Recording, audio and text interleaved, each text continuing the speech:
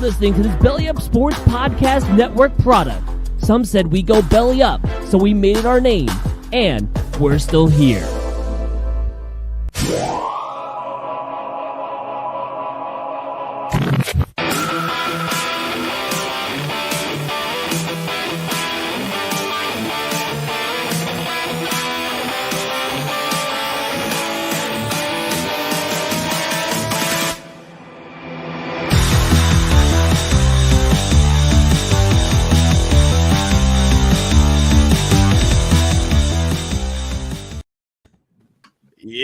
It's Wednesday, it's 9:40 at night, and it's time to party. I'm Nick, and with me as always is Anthony the Rook, TJ who's hammered, and our intern stat guy, Sal. Welcome back. Party on, boys. Party on, Garth.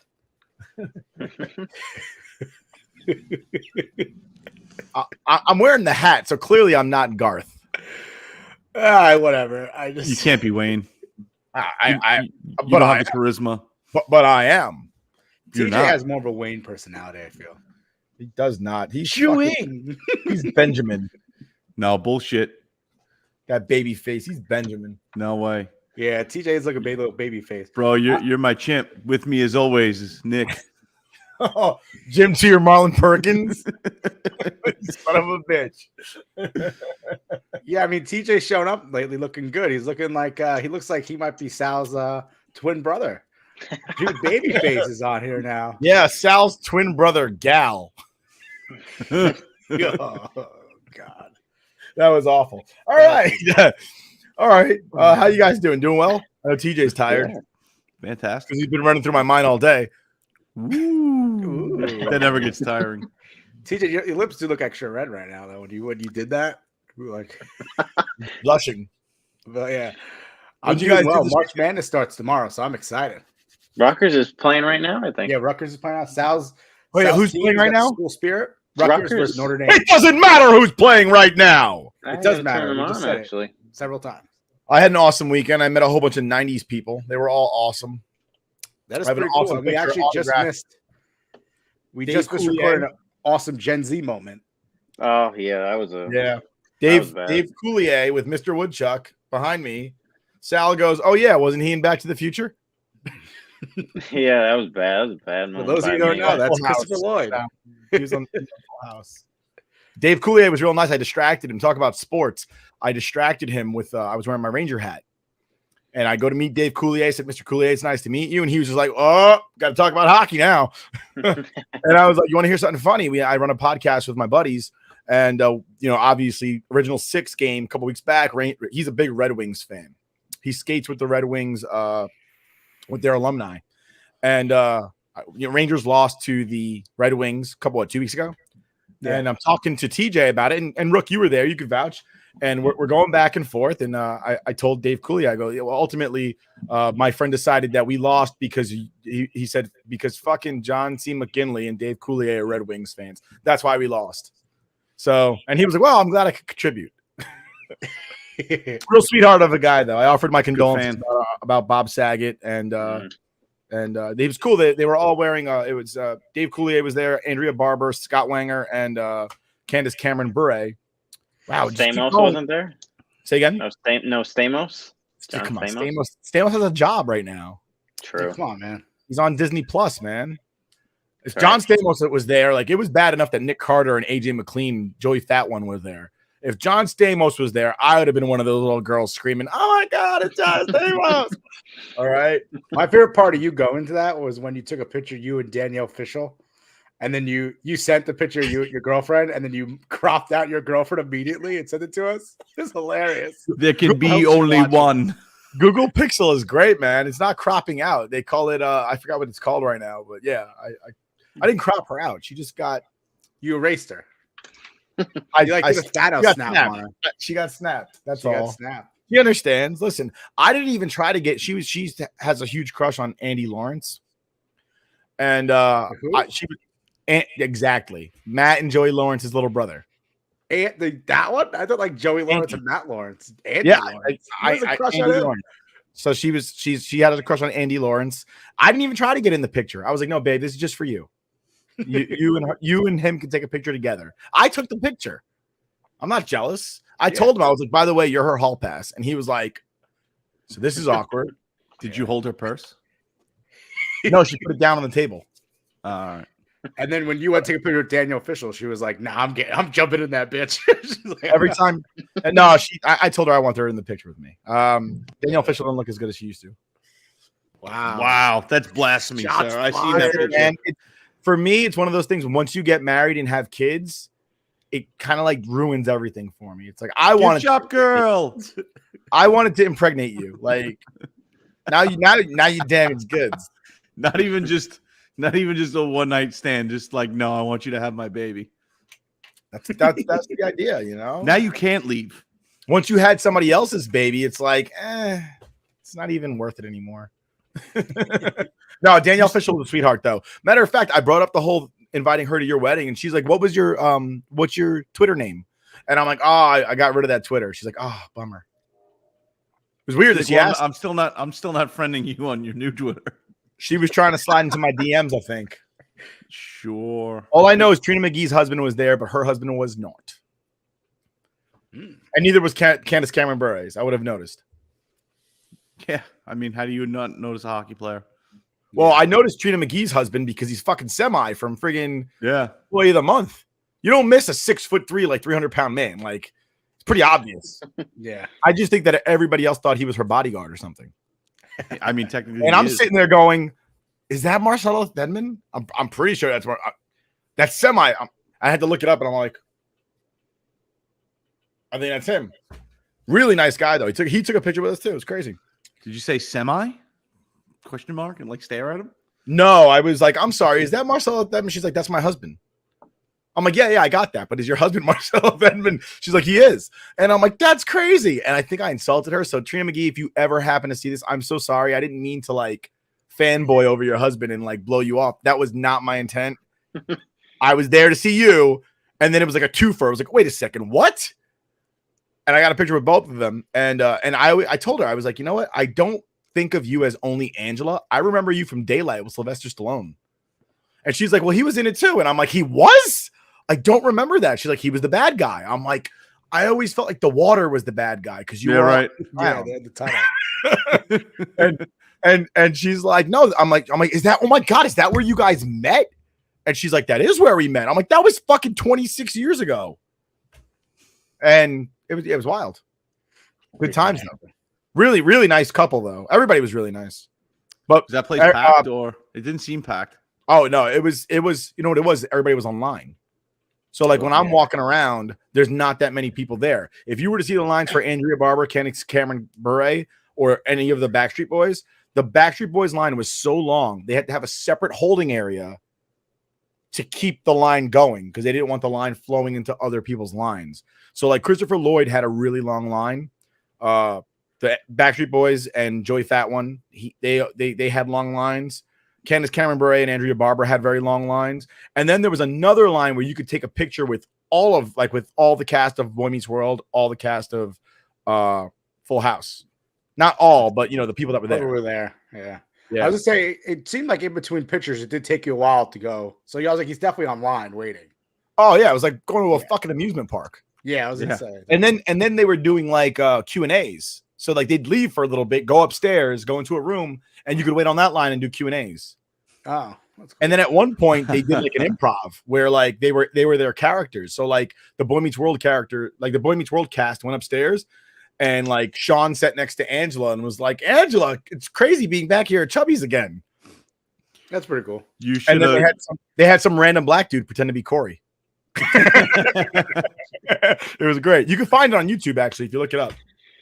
You should have, dude. You definitely should have did a question for Danielle Fishel.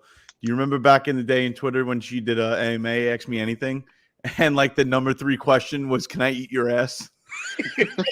I don't remember that. You don't remember that? She actually responded to it. She was like, "Ew, no." That's So like raise your hand and be like, "Hey, do you remember a couple years ago? I was that guy." The offer still stands. I'll be in the parking lot. That It's was like- not. It's classic internet. Of course, that would happen on Ask Me Anything. Dude, just The the third question was sexual. just the fact that she answered it was like, that's great. Yeah, You it's like, actually you funny. can't ignore the elephant in the room when the elephant in the room wants to give you a rim job. The crazy part, you know what the best part about the whole situation was? So I'm talking to Will Friedle. I'm explaining to Will. I was talking to Meredith, and I was explaining to her like a scene in Batman Beyond.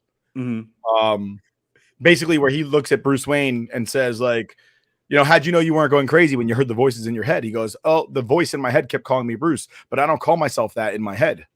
And he goes, well, what do you call yourself in your head? And Bruce looks at Terry, and he's just like, and Terry looks at Bruce and goes, I suppose you would call yourself that, but that's my name now. So I'm telling Will Friedle the same story that I just told Meredith. And I'm like, and then Will stops me and goes, and then I turn to Bruce and say, but that's my name now. And he delivered the fucking line. It was the voice and everything. I was like, whoa, That's Will pretty cool. Friedle. And I, you know, when I met Will Friedle, I was like, Mr. Squirrels, nice to meet you. And he was like, oh, please, plays with. Just a gentleman. Everybody was great. Matt Lawrence was great. I heard Jump Around play on the freaking PA, like they were playing Jump Around. And I turned to Matthew Lawrence and I go, just so you know, every time I hear this song, I think of you and Robin Williams dancing in Mrs. Doubtfire. Where Robin Williams turns around and Jump Around by House of Pain is playing, and he goes, hey, and he goes, oh shit, Miranda, you're home. and he was like, oh yeah, man, Robin, great guy. Crazy, just absolutely nuts. And the girls from Mrs. Doubtfire were there too. The girls that played his sister, Matilda. And that's pretty cool. And I was like, dude, when was the last time you were in the same room with these girls? And he was like, dude, not even just them. The cast of Boy Meets World too. I haven't been in the same room with them, with all of them in 20 years. But him and his brothers, they look fucking jacked, bro. They walk around, they're like 80 pounds of muscle. Yeah, I was gonna say he looks like a tiny dude, but like svelte.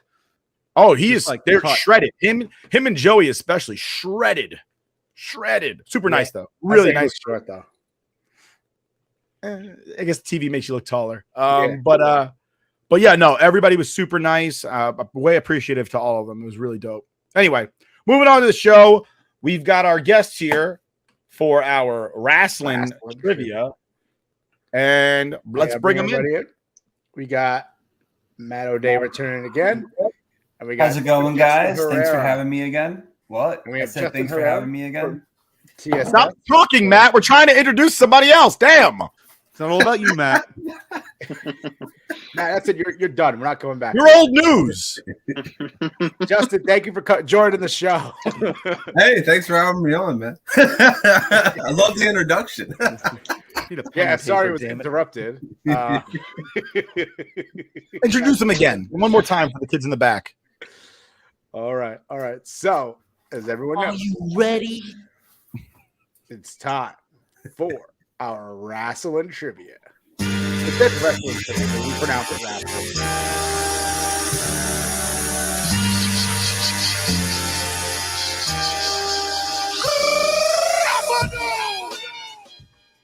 And we're back. We are back. So, Justin, it's your first time here doing these questions. I hope you have a pen and paper ready because we're going to jump right into this. I explained to you the rules before, so do I have to explain them again? No, you're good. Perfect. That's what I want to hear. Good job this week, Rook. Good job. Last week I didn't tell anyone the idea. We had Jason Cooper on last week, and I didn't tell him how it worked, so everyone was upset. That's phenomenal. So I got my trusty cue card. So question number one. Everyone get ready with my parody WWF sign. Name this superstar. His career began in 1984 and signed the WWF in May of 1992. He won the Intercontinental Championship 4 times in his career. He left the WWF in 1996 and joined the WCW. He became the founding member of one of the most notorious factions. He was a 2-time WCW United States champion and won the WCW World TV Championship once. He was a 9-time WCW World Tag Team Champion. He left the WCW in February 2000 and returned to the WWF for a brief stint in 2002. He spent the rest of his career wrestling for ECW, New Japan Pro Wrestling, and TNA. Although he never won a world championship at a major promotion, he was nonetheless a 1-time world champion as he held the WWC Universal Heavyweight Championship. He was inducted into the Hall of Fame twice once as a singles competitor in 2014, and once again as a member of the faction that he founded in 2020. Name this superstar. Does it have to be his WWE name? It could be Whatever name you want. as long as it's right, you'll get it. You'll get credit for it. I'm locked in. Let's go. Sure, a lot of people were locked in because that was a long one, but it was necessary because it's well deserved. Is everyone ready? Let's go. Everyone's right down. Everyone's good. Yes. Let's go to our first guest. Let's go, Justin. What do you got? R.I.P. Scotty Hall. Yes, Nick. Scott Hall and the bad guy, Reza Ramon. Correct again. TJ. Scott Hall, rest Yep. in peace. Sal. Scott Hall. R.I.P. Matt. Matt got it wrong. Scott Hall. Rest in peace. Nice. That's awesome. Reza Ramon. So Chico. obviously, the reason why I did that was because rest in peace, Scott Hall. Unfortunately, lost an absolute legend of the world wrestling world. I mean, Razor Ramon growing up, my older brother used to throw toothpicks in my face to be like Razor Ramon. So I will remember you. I felt like that was completely necessary. And because this is trivia, just be careful. You might have more Scott Hall questions coming up. Ooh. All right. Who was the first WWE European champion? Tough one. I didn't know this answer until I looked it up. I've had to throw my cue card. It's my first one.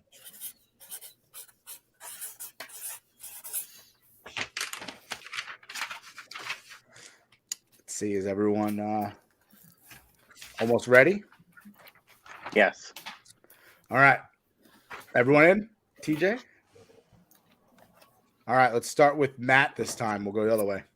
I have the British Bulldog. That is incorrect. Damn it. Wow.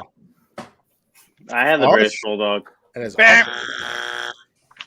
TJ. I don't went with know the British about that Bulldog one. as well. That's Busby also said. incorrect. Fact check.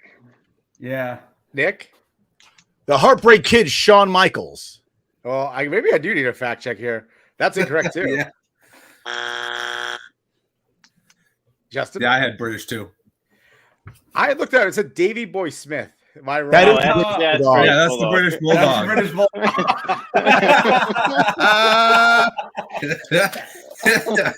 Oh, Everyone's right except for Nick. wow. Hey, can we get that strike noise again? You know what? Jesus. It was bound to happen being someone who doesn't know WWF that well, that I would get a question and get it wrong because I didn't know the person's actual name. His real name's actually not Davy Boy. But where does that come from then, Davy Boy Smith? It's his nicknames, like calling somebody Johnny when their name's John. But if it's the British Bulldog, why didn't the question have British Bulldog? His real name is David Smith. Oh, so if I had known that, I would have. Whatever, it's fine. It But everybody always called him Davy Boy, like that was his real name. That's not his real name. His real name is David Smith. I thought it was. I thought Davy Boy was his nickname. I don't know. It is like Johnny. All right, number You three. the guy to call John Mellencamp Cougar, and you get punched in the face. All right, question number 3 here. This one I did check, and this is correct. I checked this one multiple times. So early in Kurt Angle's career, he held an undefeated streak. Who ended that streak, and how did it end? Ooh. It's a 2-pointer. Well, they're all 2-pointers, but you could get partial credit on this one if you get part of the question correctly. So you're keeping track of the score, right? Yes. All right. Perfect. This is a hard one. Seems like everybody's almost locked in. I just watched this the other day, and I'm pretty sure I'm wrong. Son of a bitch. All right, let's start with TJ. I'm probably wrong, but I went Shane McMahon. And you have an answer for how he lost or no? I don't know. He got beaten up. Not wrong if you lose. It's true. He did lose, but that's not how he lost. Nick. I put Chris Jericho. He won by submission. Ooh, I'll give you partial credit. Justin. I'll tell you for which part. It was this Submission Machine Taz. He won by Taz Mission Sub. Yes, the human submission machine. Wow. Taz beat him. Sal, what do you got? I got Taz sub. Gotcha. Correct. Matt? Same thing. Taz, and he tapped out. Perfect. Damn it! I forgot about the illegal chokehold. So How Nick many gets points 1 am I point. So I crossed that out, right? Nick gets 1. Justin and Matt both get 2, and you get 2 as well, and TJ gets 0. But at least TJ's on board this time because he got the Scott Hall. TJ is on the board. Oh, I'm he gonna got get British Bulldog. Yeah, I got 2 of Settle them. down. I'm excited for TJ. Maybe he might have a comeback here. All right. This one is a video clip question. So everyone watch the video.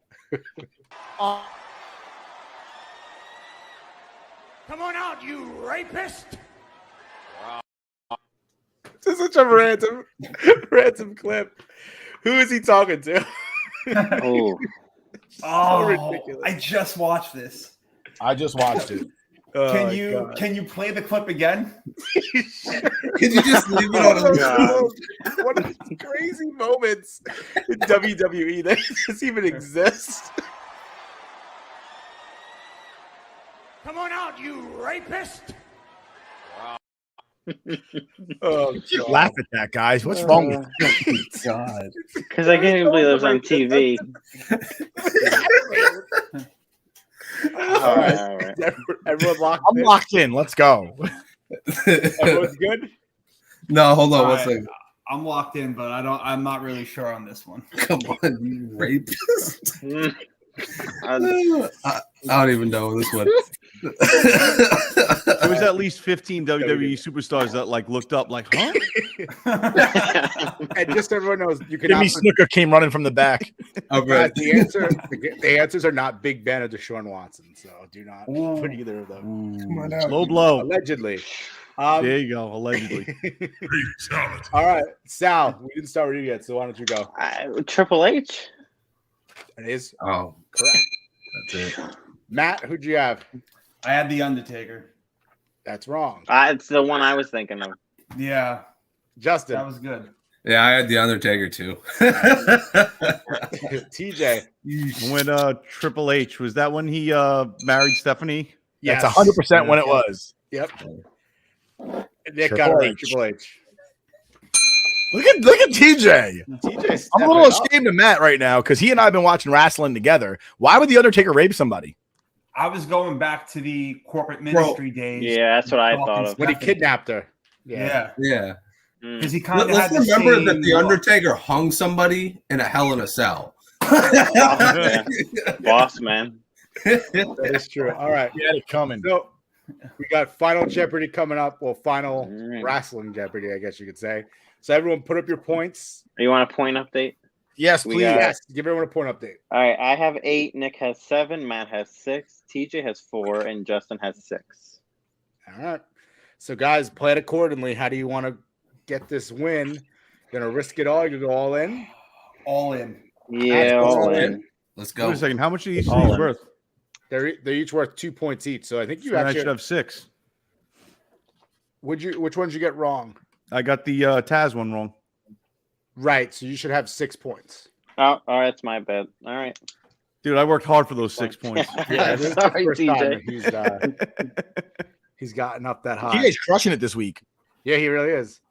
All right. So this one's for all the marbles. So I said before, because we are honoring Scott Hall this week, it is a Scott Hall related question. So Scott Hall final televised appearance before heading to the WCW happened in 1996 at In Your House 7. Good friends, better enemies. Who was his opponent? Hmm. Boo doo doo doo doo doo doo doo. I hope this is a tough one. I thought it was tough. When was it? What year? It was 1996. Now that's going to really help you, TJ. And you said it was WCW, right? No, he was Yeah. last. It was last When he left? before he left. So before he left Gotcha. for WCW. So last televised performance in WWE in 1996. In Your House 7, good friends, better enemies. It's Sounds like a really cheesy like action film. That was back in the day when everything was in your house. Yeah, everything was in your Generation house. X in your house. Rock bottom in your house. Yeah, Armageddon. That was the one that stuck. As a name, the review. Does everyone need a little more time, or? I'm in. I think I'm locked in. All right, let's go with the defending champion, Sal. Kevin Nash. That is incorrect, Sal. Oh, Did you put all your man. points up? All my points up. Ooh. Sal could be dethroned unless everyone gets it wrong. All right, let's go over to another former champion, Nick Velasquez. Let's go. I put Triple H ? Also incorrect. How many points you wager? All. Yeah, I TJ think might walk I think away with everyone it all on in, this right? one. Everyone went all in? No, I did Yeah. 1 point, Yeah. baby. I played the Oh, fucking wow. long game. Who'd you put? Who'd you put? I put Ted DiBiase. That's wrong. All right. But that's still good. I still got It's only 5 1 points. point. Matt, who do you got? I put Jeff Jarrett. Wrong. Damn. Justin. HBK. That is also incorrect. Wow, no one got this question right. And it looks I like have we a- got ourselves a new winner, TJ. The answer was Gold Dust. Ah. Gold New dust? champion, Wow. TJ. This is unbelievable. Look at that. Sudden turn of events. I was minus 1,000. Plus 1,000 going into this. Betters are going wild. Yeah. Wow. Brooks just took a bath because TJ won. All right. Great questions. Great That questions. was a good Wow, question. Yeah, that was a Good good job, one. good job to the question master. Yes. Super impressed. Super impressed. So for wrestling trivia, that's I think that's everything. So Justin, we appreciate you taking time out of your day and joining us here. I know you are. We have your there's your Twitter handle there, SemTexMex93. Yes, sir. Everyone follow him. He's also on TSS Fantasy. But tell us a little bit about what you do at TSS, and I think you also do Dynasty Fantasy for Belly Up Sports as well. Yeah. So thank you, first off, for having me on. This was a lot of fun. I'd love to come back. It brings back old memories, man. I love the childhood fucking attitude era stuff. That's why I grew up on.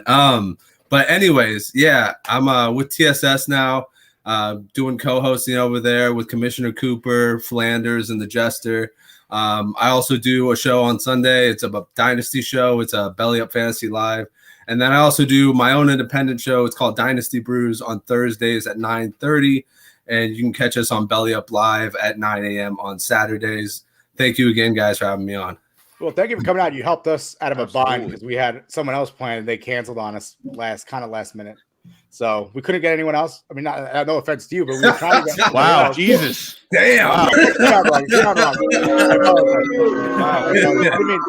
I mean, Not lying. He asked me to ask my mailman. I was like, look, what the fuck? and no one was answering, and then finally Justin's like, "I'll fucking do it. Let's go." So I do appreciate you helping us out. I'm sorry I insulted you. I did not mean it that way. I'm bad with He's going to words. come back with a vengeance and smoke us. We're done. It's all good, bro. Before Next you time I'm leave, going for that championship. yeah, Absolutely. definitely. We'll definitely have you back again. Maybe one night we'll do you and Jason Coming together. for that fucking yeah. championship, boy. Before we leave, Dude, we he have has to the add flow, always man. He has the fucking disclaimer. flow. We're all sitting here balding, and he's got the fucking 90s attitude era hair. I love it. This is the 90s attitude era hair right here. All right, Stone You know Cold. why? Because you know what today is, right? 316. Team day. Austin said, I'm going to whip your ass. I already did There whip it your is. ass. I'm sorry. So as always, Matt joined us. Thank you again, Matt, for joining us with Wrestling Trivia. And as Thanks always, for your having me. disclaimers in the bottom. And I don't know. This is a little questionable with Yankees, with Yankee fans. I don't know why anyone would ever do that. But It's that is crazy. Don't You get me come on started to the on the craziest shit to get on this show. It's I unbelievable. gotta say, Rook, I really like the video question. That was pretty awesome. Yeah, I think that I'm was. gonna bring that up next week as well too. So be on the lookout for that one. Absolutely. But Justin, so as you leave, we're gonna actually play a clip from TSS Fantasy. So thank you for joining us again, and we will see everybody, next time. Thanks for having me, guys. Thank you, Appreciate it. Matt. Thank you again for joining. And we're going to take a short break, and we'll be right back. Hey gang, it's Commissioner Cooper from TSS Fantasy. We are the fantasy show of the people. That means we give the people what they want. Expert fantasy advice, leading medical and legal analysis, free contests, and innovative games to keep you entertained. Watch us live with the Tiki Live app on the Belly Up Sports channel, subscribe to us on YouTube, or follow us on all social media platforms. Visit tssfantasy.com today for all the latest updates from the fantasy show of the people. We put the fun in fantasy. Yeah! Said the mayo over sour cream, yeah. Right. That's because you have high cholesterol. Okay. If you drafted Julio Jones, you got ghosted.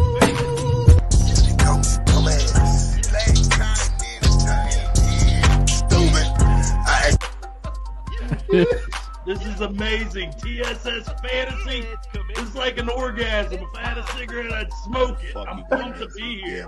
This is the show of shows. TSS Fantasy, the fantasy show of the people. I laugh every time he says, well, it's because you have high cholesterol. Oh, that is funny. All right. As we can see, MLB lockout has finally ended. Thank Sal, God. we're actually, because we have a really big show to get through, we're just going to put you in the background because we have a lot of stuff to look up. Very So condescending today, Rook is, no, Nick? What's that? What did you say? It's getting to his head. It is. Is my head slowly getting bigger? All right, Sal, we need you in the background. We appreciate your help again. But we'll bring you back later on, all right? All right. All right, boys. So MLB lockout finally ends, which sucked for us because it ended after we got off the air, pretty much. And then our show aired on Saturday. We looked like idiots fighting over the lockout.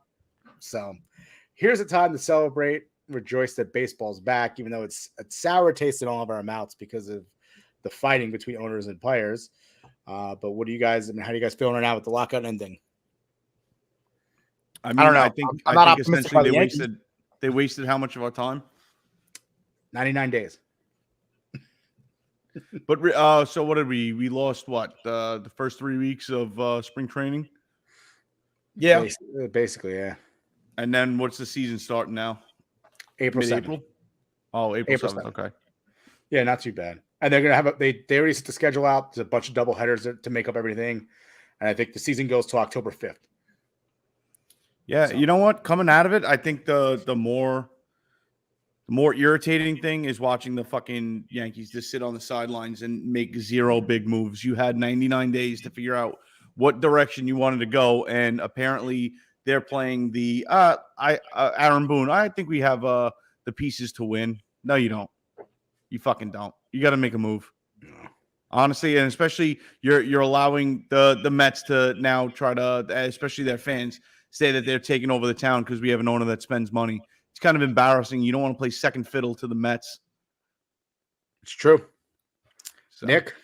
I mean, I'll never feel like we're playing second fiddle to the Mets. I mean, there's zero hyper on the team right now, though. Zero. They could sit there and sign everybody and their mother. Half the team will be injured by June, and they'll be out of the playoffs by June. So yeah, it goes without saying. But still. This is the Mets every year, you know.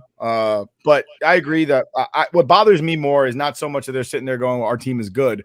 What bothers me more is that they're sitting there saying we're too poor. That bothers me. You're a $5.5 billion enterprise. You're going to make $500 million this year.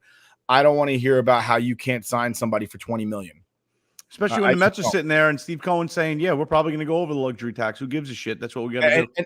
And that's and I saw somebody say something about that today. They were like, "Well, we got to save that money to sign Judge." I'm like, "We don't have to sign it. Save money for who? Who are we saving this money for?" The Yankees are the most profitable team in baseball, and they invest the least amount of money into their organization of all the teams. Like the Yankees have been slightly underneath the luxury tax for the last 10 or slightly above it for the last 10 years. Okay. But they've made more money every single year. So what's the difference between now and a little bit over 10 years ago? Well, George Steinbrenner died. That's the difference. His son is a disgrace to his father. I mean, his father was a competitor. His father wanted to win because it was important to him. Absolutely. And his son just wants to make money. He couldn't give a shit less about winning. It's not on his list of things to do. So, I mean, I think it's embarrassing that they're sitting there crying poverty when they're the richest team in baseball. Yeah, I like, agree. they may not have the richest owner, but they are the team that makes the most money and therefore can afford to put more money back into the franchise, especially since they just got rid of all the minor league teams that were not owned by teams that own chunks of the Yankees, because now their entire minor league system is owned by co-owners of the Yankees. So all of that money goes back into the same organization. Nobody's taking any money out except for the minimum wage employees that work there selling hot dogs. Yeah, so I just don't get the Aaron Boone statement. I understand you're the coach. You have to say what you got to say. You got to toe the company line. What else are you going to say? You're not going to sit there and say, no, we can't win with this fucking team. They suck.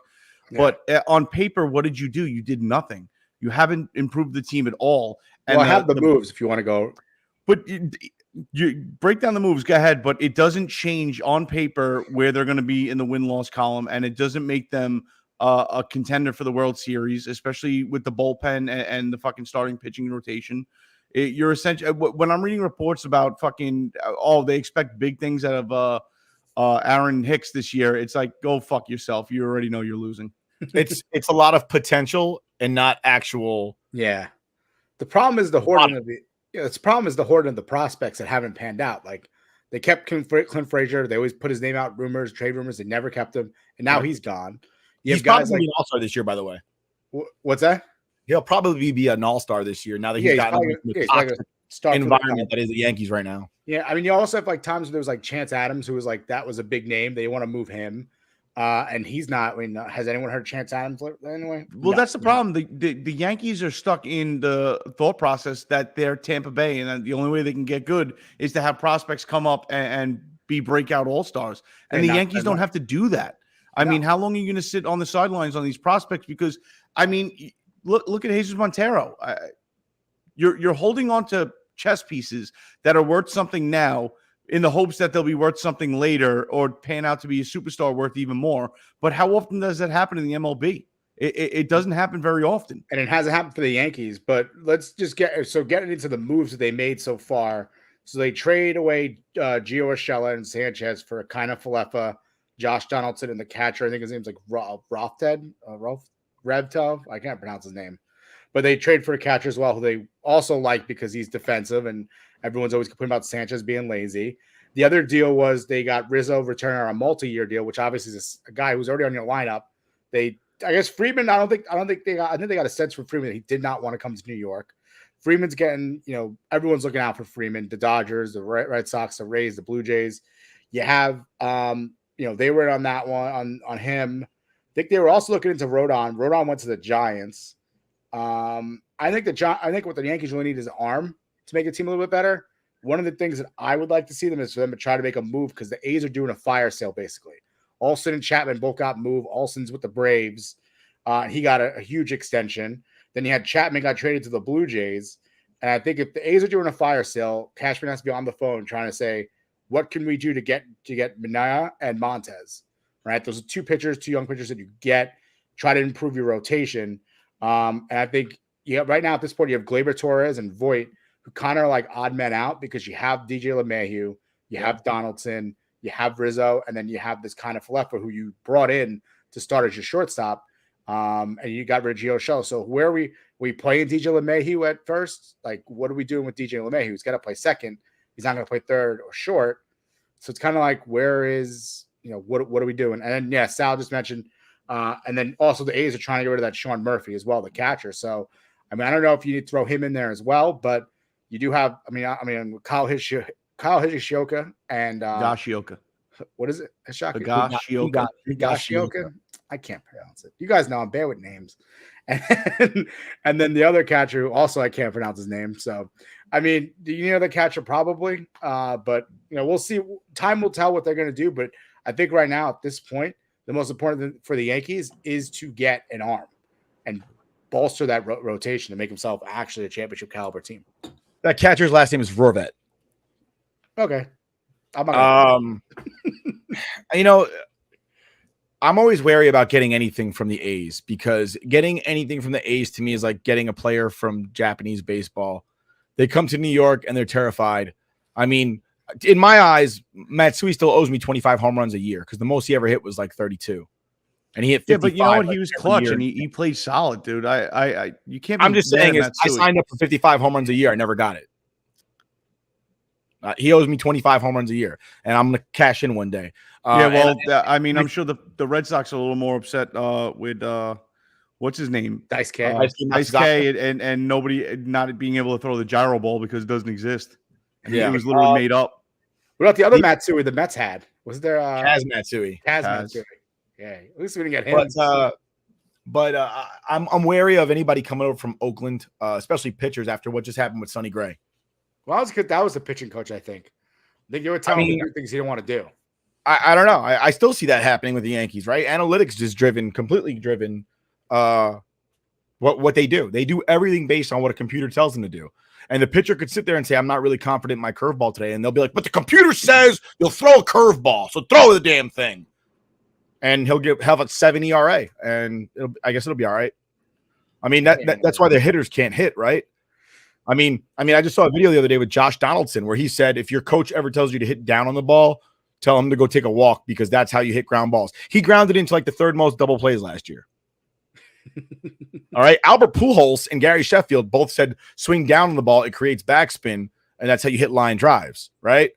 Albert Pujols has over 3,000 hits. Josh Donaldson does not. I'm going to take Albert Pujols' word over Josh Donaldson, who was like number 2 or 3 in the league hitting into ground balls, like hitting into double plays, which was a problem that we had last year. And lo and behold, we just picked up a $26 million a season ground into double play because we didn't ground into enough double plays last year. So we had to add another guy.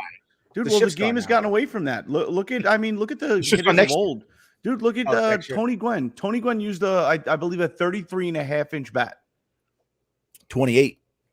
Is that he's the 28-inch bat? It was crazy. Him and Rod Carew used really short bats because you can control it better. Yeah, dude. And now it's just, hey, get a 34, 35, or 36 out there, swing as hard as you can, and swing up on the ball. And if you pop out fucking 7 out of 10 times, who gives a shit?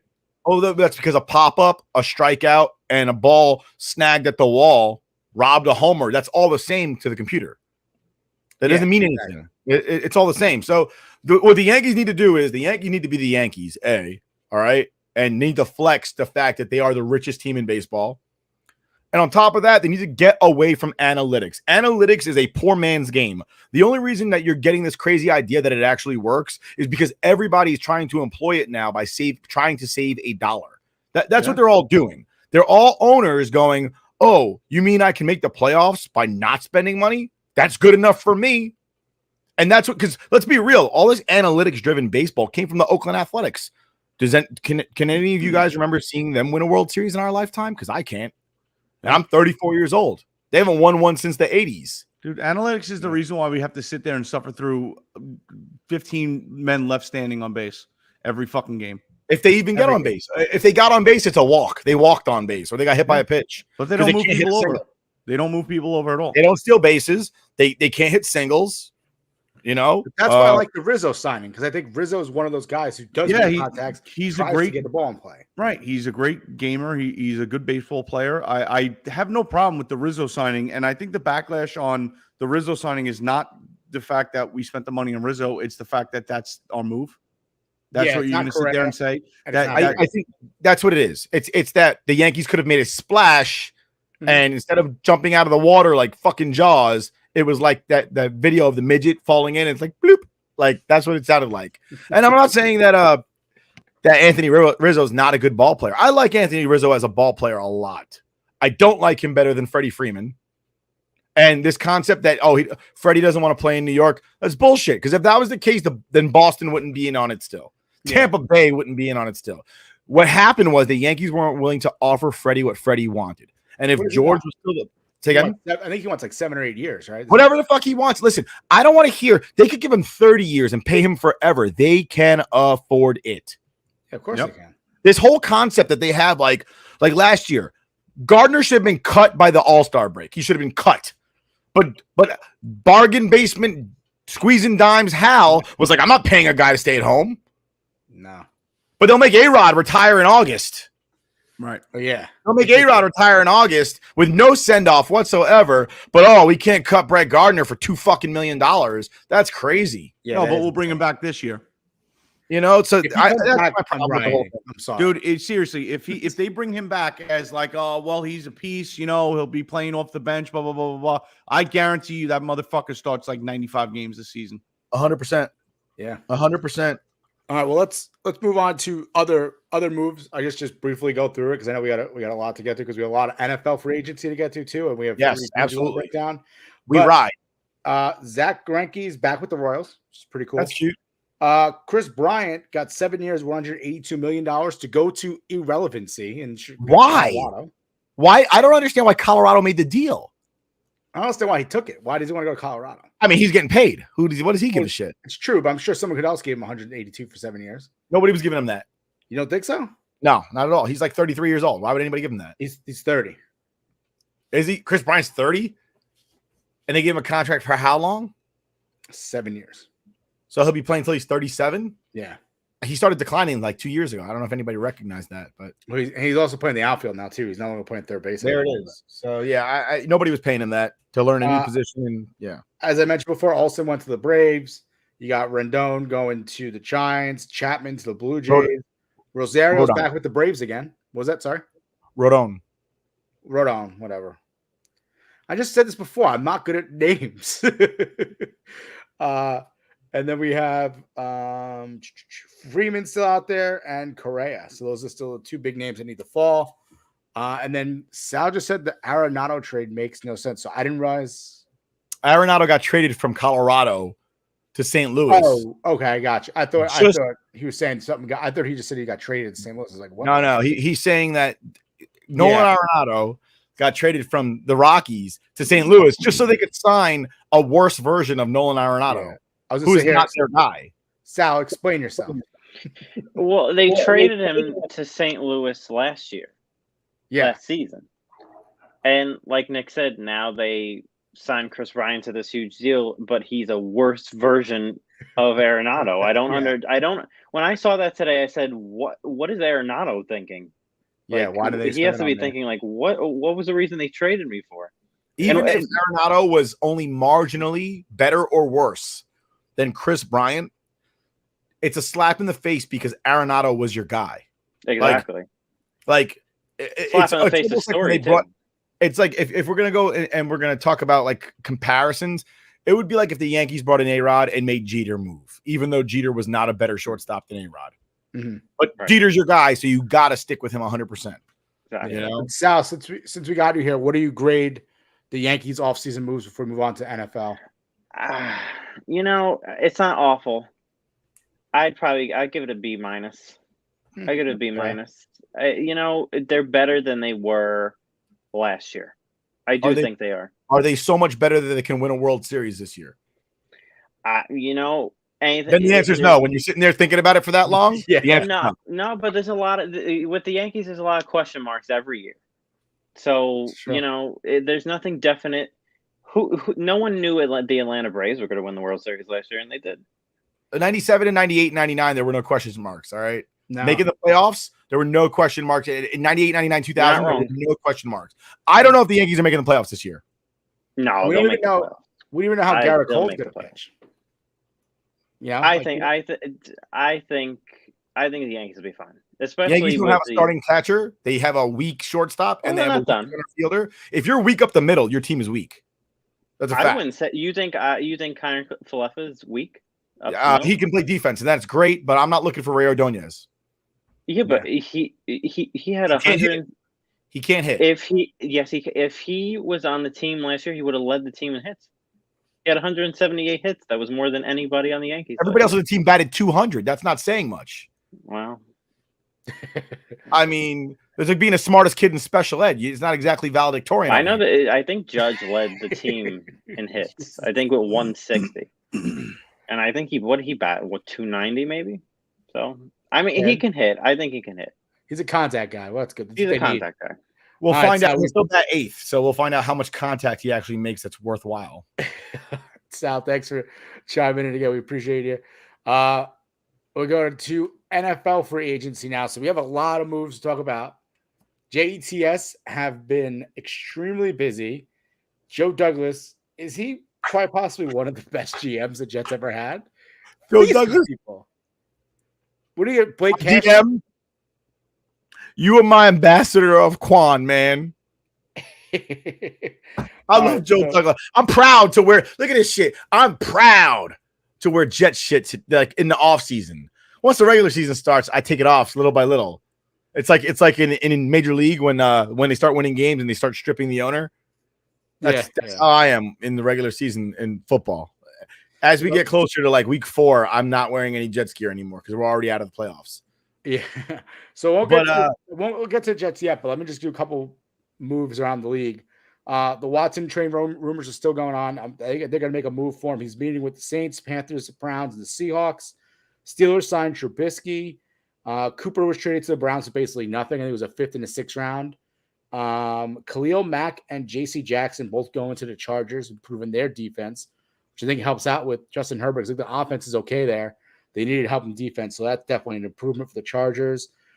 We have Chandler Jones to the Raiders, and then the Raiders went ahead and then traded Yannick Ngakoue. Did I get that one correct, Nick? Ngakoue, yes. I got it right, finally. Yep. He's traded to the Colts. Julio Jones got released today, and then Von Miller, this is a big one, 6 years, $120 million for a 32-year-old linebacker to the Buffalo Bills. I think that one's kind of nuts. I think that's pretty much the big deals before we get to like the Jets and Giants and Jags. But so far with those moves, I mean, what do you guys think of? Just go real quick, like a big, like which one of the? Oh, also Wilson was traded to the Broncos. I think we covered that last week. So out of these big moves, what do we think about? The landscape of the NFL. Has any of these moves changed the landscape yet? So yeah. One, if you're a fan, never buy anybody's jersey ever. No. Ever. Just get custom made jerseys. Like that's not a Revis. That is not a Revis jersey. JabberJaw. You never buy a jersey ever because they will be there for about 5 minutes and poof, they're gone. And then now they have the number changes too. They do number changes every week now. Yeah, right. So that's even worse. Or worse. In the case of Chad Ochocinco, they do name changes. Yeah, but it's still the same guy, so it's still okay. Yeah, but don't it's crazy. I'll tell you how they change the landscape. The landscape changes very simply. It changed so much. Tom Brady came out of retirement. Tom Brady looked at the NFC. Tom Brady looked at the NFC, said, is anyone home? And it was just Aaron Rodgers. And he's like, fuck it. We're running it back because I can win this motherfucker. There's only one dude and he sucks in the playoffs. I mean, that's not true. There's not one dude. I went over it earlier today. I don't remember what I said earlier today, but I said something today to the effect of there's only like 3 dudes in the NFC that you really have to worry about running a table on you in the playoffs. Yeah, but it's still the same point because you have Tom Brady sitting there like, you know what? Fuck it. One more year. Why not? Let's get another one. You can't be sitting there looking at that like Tom Brady, like, oh, I don't like our chances this year. How are you not looking at that lineup and that and not thinking that, we're taking this to the bowl? Yeah. Today we were chatting today, and I tweeted. Yeah. I said the NFC is wide open as far as quarterbacks and competition is concerned. You've got Brady, Rodgers, Stafford, right? Those guys are proven playoff commodities. Stafford more recently having just won the Super Bowl. Yeah. And then you've got Dak, who's a question mark because he takes off running with 16 seconds left in a game. Kyler Murray, which just completely imploded on the playoffs and blamed his entire franchise. And then Kirk Cousins, who I'm sorry, just doesn't blow wind up my skirt. I have zero faith, confidence, or trust in Kirk Cousins. But he just robbed the shit out of the Vikings. He did. He just always robs them. And he robbed from them. I couldn't tell you. Stat guy Sal, find out how much money the Kirk Cousins has robbed from the Vikings. But then you look at the AFC, and the AFC has somewhere between they have 6 guaranteed very, very high level starters at quarterback. Yeah. And then potentially another 4. With the teams that are getting stronger, the Jets, the Jags to an extent. Well, I'm saying as far as quarterbacks are concerned. No, I know. I'm joking. It just the landscape, and then Derek Carr is kind of on the cusp. Yeah, he's on the cusp too. I agree. So I mean, the AFC is a very tough conference to play in. Did you guys catch not only for Brady to come back, but to Sean to go to the NFC? And that's what popped that entire conversation over was where does Deshaun go? And we said probably the NFC because it's just easier at this point. Did you guys catch during the players when they broke the Tom Brady news? Trevor Lawrence was actually there, and they were like, "Oh, for a minute he was the best quarterback in Florida," but and then they just showed him standing there watching. I was like, "Oh man, they just did him so dirty." Guys just sitting there trying to watch golf, and he just got shit on. Yeah, that's pretty bad. Wait, only 35 million? I thought it was more than that. Was that per year, Sal? Check that again. How much has he robbed from them total up to this point? Like total, not just the most recent contract. What was his last contract? Yeah, his last contract definitely bigger than 35 million. More than he's worth. But 100 had to be over 100. But some free agents that are still out there that I'm surprised about are Tyrann Mathieu. Yeah, he's still out there. They're still the Honey Badger's still out there. Chandler Jones, I don't believe he signed with anybody just yet. No, I just mentioned it before. He won with the Raiders. Oh, did he? Yeah. Okay. What about the Randy Gregory? Randy Gregory was gonna sign with the Cowboys, and then that was funny. He pulled an Anthony Barr. Yeah, he did. Pulled a fake hang up on him. The Broncos. He pulled a what about Bob? Is this a fake? Is this a fake hang up? This is a fake hang up. Yeah. That's what he did. Yeah. Yeah, basically. Did the no look pass on the Cowboys. Yeah. Oh, definitely. And that was funny because they tweeted out, they're like, Randy Gregory's coming back. And then the Broncos tweeted out surprise GIF or GIF, whatever. GIF. It's GIF. GIF. All right. But let's get to your JETS Jets. Huge moves. So I wrote down some of them. I mean, you could fill me in, but they have a tight end, CJ Uzomah from the Cincinnati Bengals. He's coming off a big injury, though. They signed the guard, Laken Tomlinson. That's a big one. They keep Braxton Berrios with them. They get Jordan Whitehead from the Tampa Bay Buccaneers. And then obviously the new one, the trade for they got rid of was it Blake Cashman? They got rid of Blake Cashman for a 6th round pick. He was just to keep this in mind. He was drafted in the 5th round and hasn't played a full season since he was drafted like 4 years ago. And they got 1 round less for a guy that is the MVP of the IR. Yeah. I don't know what Joe Douglas is slipping these people, but he's got to be drugging them. I don't know. I don't know why. Why would you ever trade for Blake Cashman?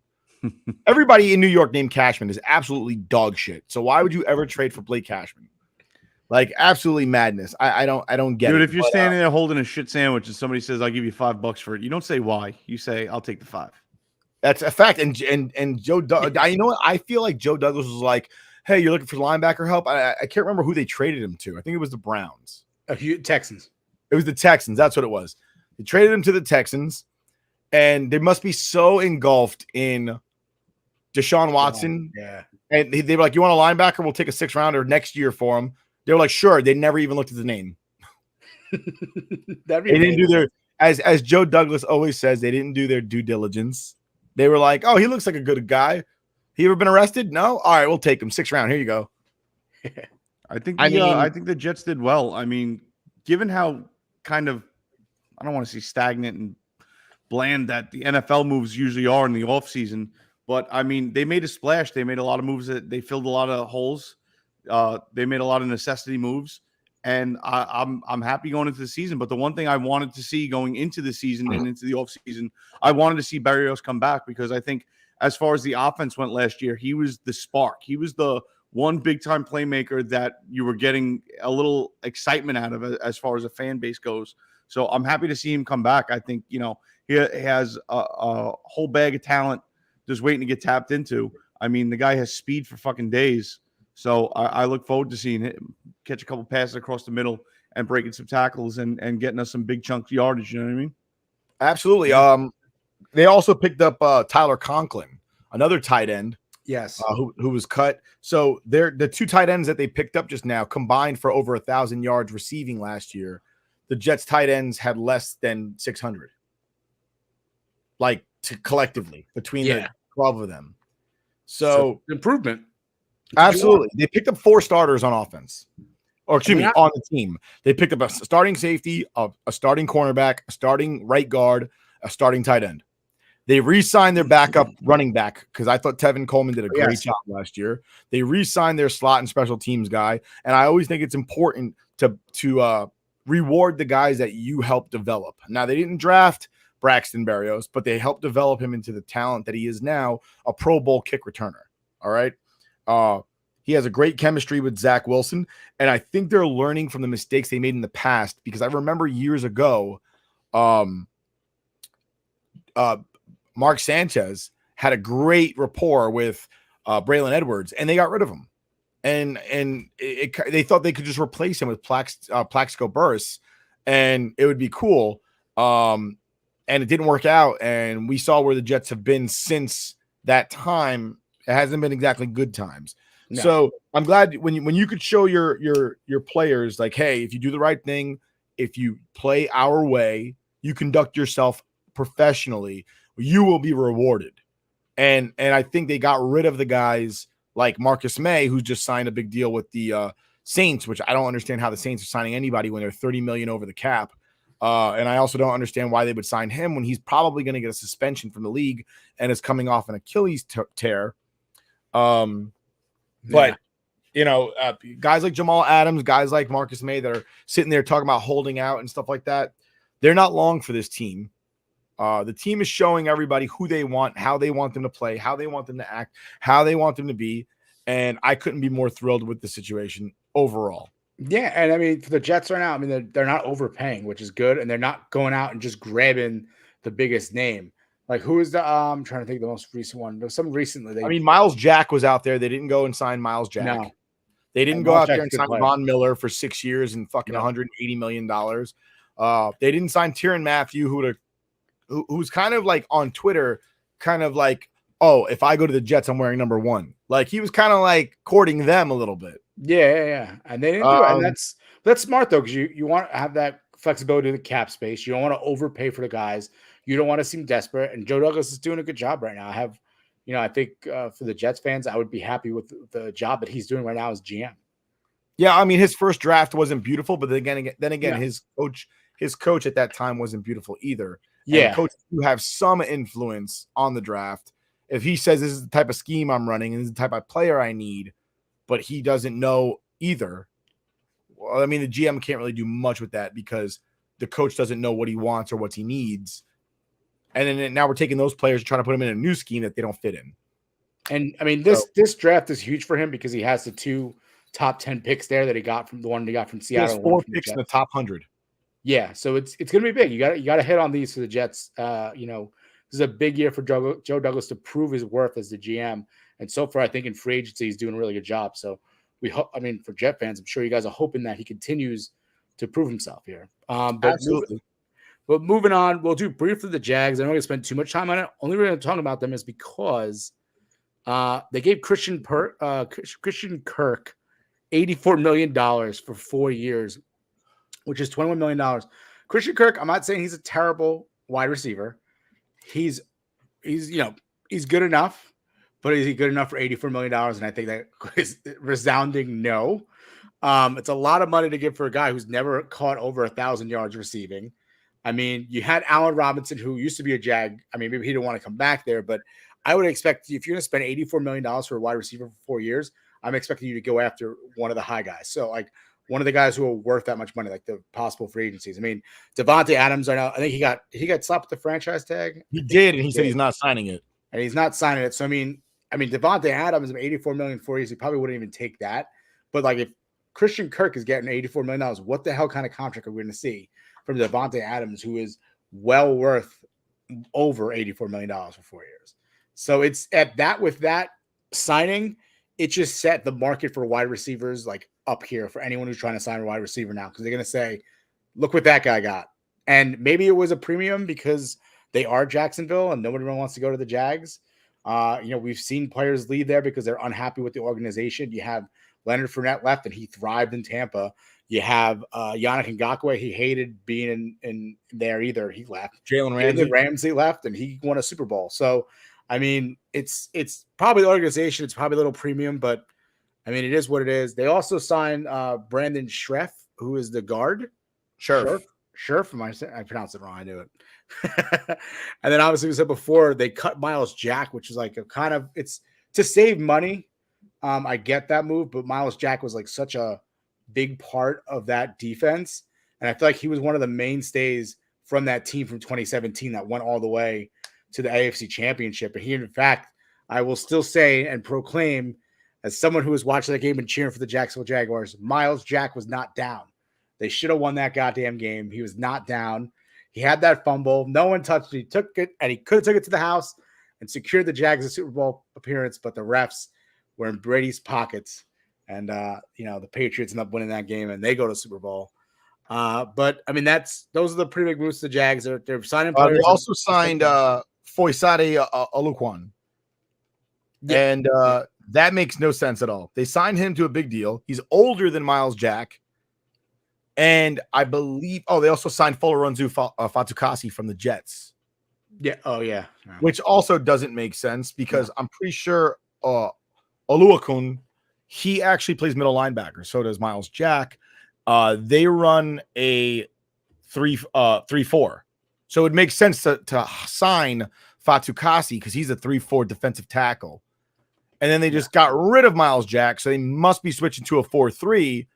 Which is what Fatukasi just came from and failed at with the Jets this past season. I really don't think the Jaguars know what they're doing. I don't know. I think I trust a little bit because it's Doug Peterson now, so it's a competent coach who won a Super Bowl. So like you would think maybe they know what they're doing, but they're just spending money like crazy. It's like I feel like they're the Joker in what is the Dark Knight when he's just burning money. No, he's just burning money. Like that's the Jags are doing. They're burning it on the wrong team, on the wrong things. Like get some scheme fit guys, get somebody. I'm not saying shop in the basement. I'm not saying that at all. Yeah. What I am saying though is like you just signed a defensive tackle that can't play in a 4-3, and it seems like you're switching to the 4-3 because you just got rid of your other inside linebacker. So you had two great inside linebackers for a 3-4, and then you just got rid of one. Yeah, I don't get that. It would be like if the Jets right now, if they got rid of, I don't know, Quinnen Williams and then decided that they weren't going to switch to a 3-4. I'd be like, what the fuck was the point of that? You just do, yeah. I don't get it. I mean, they still have Josh Allen there, the linebacker Josh Allen. He's still a great linebacker, but I'm going to miss Miles Jack in Jacksonville. Well, if you're playing a different defense, though, your position changes regardless of what your name is. So, like, well, I know, yeah. You've got your Mikes, you've got your Wills, you've got your Jacks, or you've got your outside linebackers and your inside linebackers in a 3-4. Your outside linebackers are actually defensive ends that are standing up instead of down in a 3-point stance. It's just like Jason Taylor. He's a defensive end unless you're in a 3-4 and then he's a linebacker. Yeah, then he's a linebacker. Yeah, I get it. It's just what they're doing doesn't make sense scheme wise. Exactly. That's what I'm trying to say. And I don't think. I mean, if you're going to pay someone, you might as well pay Miles Jack. He's one of the guys. He's the guy. Just like what we talked about with baseball, right? What was the point of hiring Chris Bryant, who's not your guy, when you could have just kept Nolan Arenado, who is your guy? Exactly. The fans will love it. Yeah, he's your guy.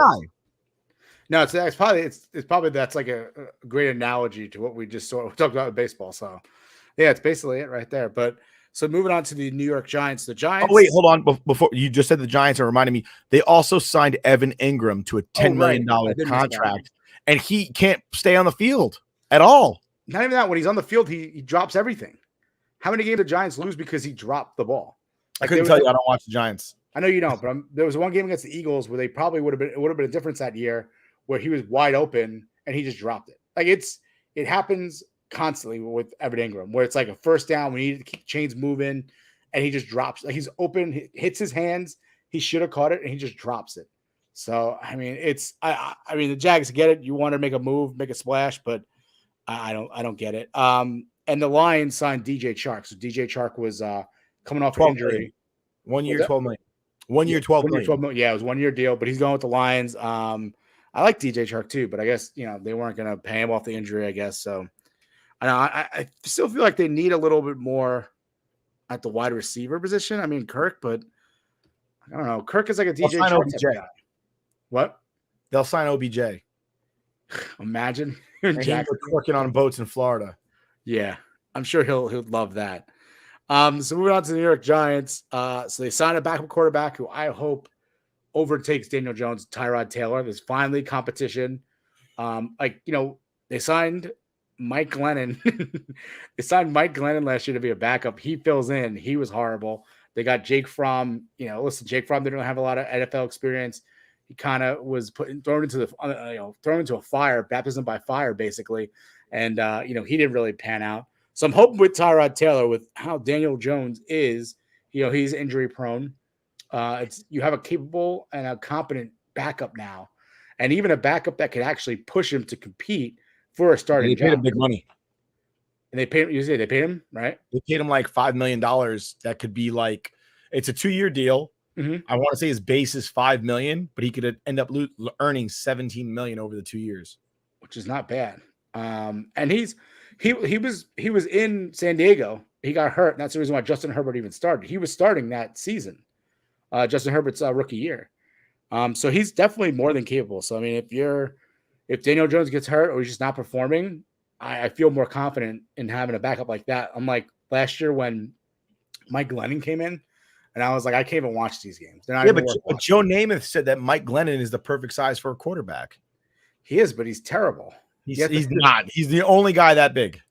He's not. Joe Namath was really like, tall. Zach Wilson's too small. He's only 6'2 3/4. You want a quarterback that's like 6'6". There's only one quarterback in the entire NFL that's 6'6". It's Mike Glennon. And about a foot and a half of it is neck. I was just gonna say, I was like, it's like 3 inches is his neck, probably more than that, like 6 inches is his neck. But then Joe Schoen is showing himself here. He's trying to build that offensive line again. Listen, I'm not expecting the Giants to compete next year, but I think they're they're starting off the right foot here with the Schoen era here. They signed Mark Glowinski and John Feliciano. John Feliciano is most likely going to be the center for them, and then they got the guard. Will Hernandez was not that great last year. The offensive line for the New York Giants have been pretty shitty for the last couple of years.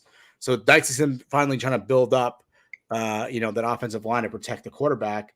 And you got to start somewhere. And I think with the draft that you might see them go for more, maybe offensive lineman, defensive edge guy, or a linebacker or something like that. Just because they got to start building up the defense too. I mean, both the lines are in shambles. I'm sorry. I hate to be the one to break it to you. The additions they made on the offensive line are not good. They're mediocre to bad. Well, I understand that, but they don't have a lot of better than what they had, but that's not saying much. It's better than what they had, but it's also they don't have a lot of cap space, so they can't go out and sign someone really big. No, I hear you. But at least you're attacking free agency and you're attempting to do something. Like I said, I do not expect them whatsoever to compete next year. But if Joe Schoen has shown himself, I understand the issues. I'm going to address them the best way I can with what I have from Gettleman.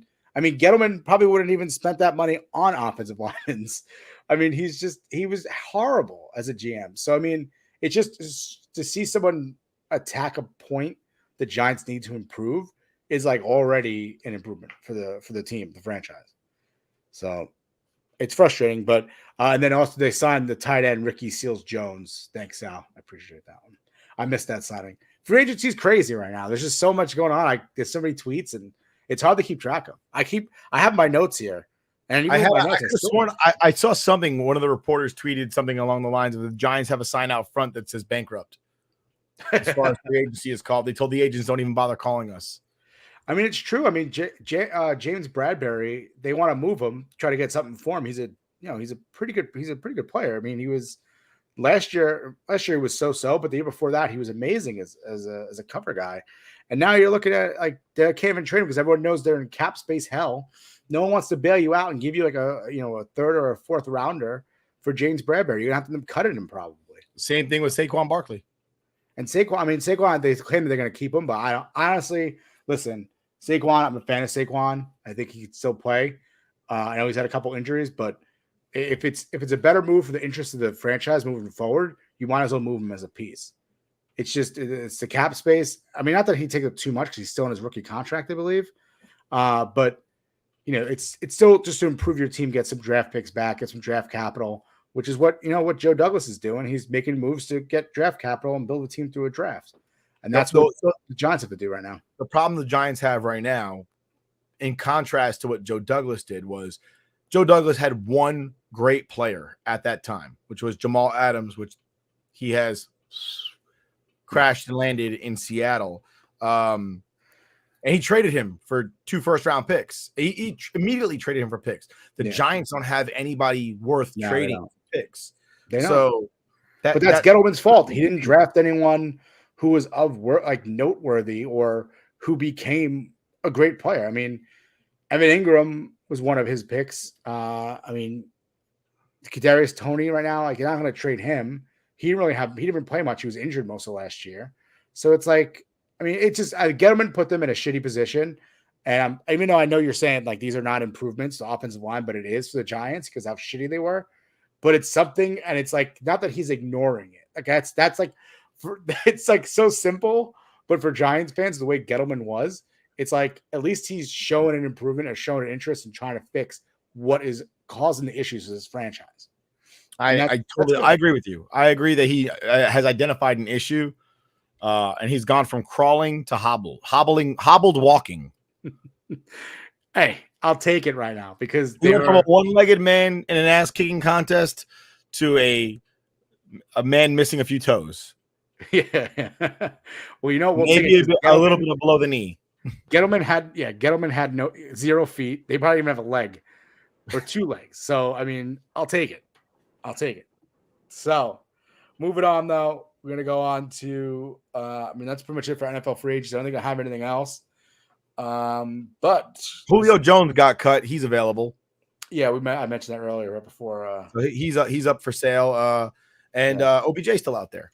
And OBJ's still out there. And Allen Robinson, obviously. And Allen Robinson is also still out there. So, but TJ's back. So you guys want to talk a little New York Rangers hockey? Absolutely. Who doesn't? Yeah. When do I not want to talk about the Rangers? All right, then. I'm going to let you guys talk about Rangers while you'll get something to drink. Bye, so we won last night, overtime. Adam Fox, Artemi Panarin pulling it down, pulling Georgiev out of his 7th loss in a row. It would have been. Yeah. Trade deadline looming. Lots of conversations. I keep hearing what's his face's name. He was scratched tonight from the team that we played against. Not tonight, yesterday. It escapes me at the moment, but excuse me. Seems we're out of the Miller. Yeah, well, I don't think we were ever really in it. It's not Miller time.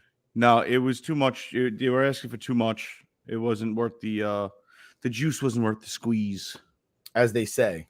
Yeah, I'm not saying that he wouldn't be worth it with a better package for the Rangers, but to give up what they wanted, it was a little ridiculous. I don't think he would have made that big of an impact on the team going into the postseason. No, to give up the future. So I don't either. We picked up Frank Vetrano. Not an impressive year or down year. I think he has 19 points, 10 goals this season.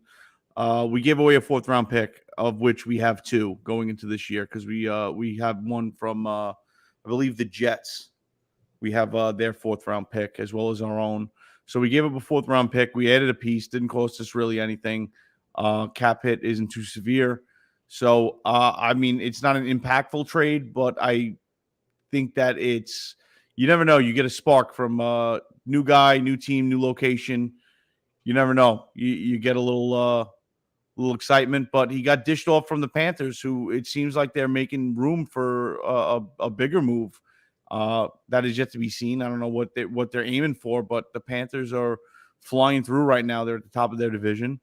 I believe they have, I want to say 81 points right now.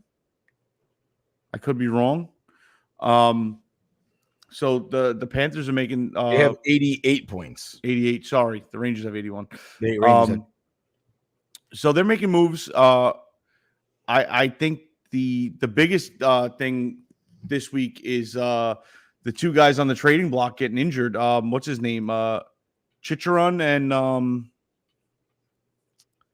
who's the other one? Smith. Both of them getting injured. Both of them on the IR, and both of them are on the trading block. So, I don't know what that does. I heard that the Rangers are out on Chicharon. Yeah, I don't know what their plan is. I don't know how much space they want to give up, how much of a cap hit they want to take on. But I think if any year is a year to make a move, I think this year is it. I mean, if they really think they're missing that one last piece, making a Glenn Anderson type move, I don't think they would take on a Claude Giroux contract. I don't think they have the room for Claude Giroux. I would like to see Max Domi come over here. I think that's a little bit of a spark. And honestly, I wasn't sold on it earlier in the year, but as time goes on, you know what? I don't think it would hurt to take a rider on Phil Kessel. I think that veteran presence might actually help the team out a little bit. I saw Kane today get thrown out there, and I was like, yeah, no. Yeah. Hard pass for me. Yeah, we don't need a rapist on the team. But Raquel was the alleged the name from the Ducks that they were talking about. Okay. He got scratched last night, and they were saying, "Oh, is he getting scratched in a potential trade?" Right.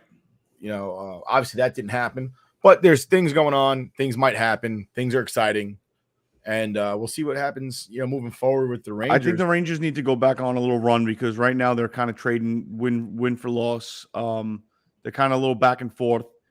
They're getting away from the intensity. I want to say. I mean, I don't see a full 60 minutes of just hard pressed hockey. I feel like they're getting stuck in mistakes that are turning into bigger mistakes that are putting them down, and they're playing on their heels, which is exactly what the Rangers don't want to do. I think they're pressing. Yeah, absolutely. They're doing the whole quicksand dance where they don't want to make too many mistakes. Yeah. Don't be too cautious, but don't be reckless either. And they're getting caught in between trying to be too cautious.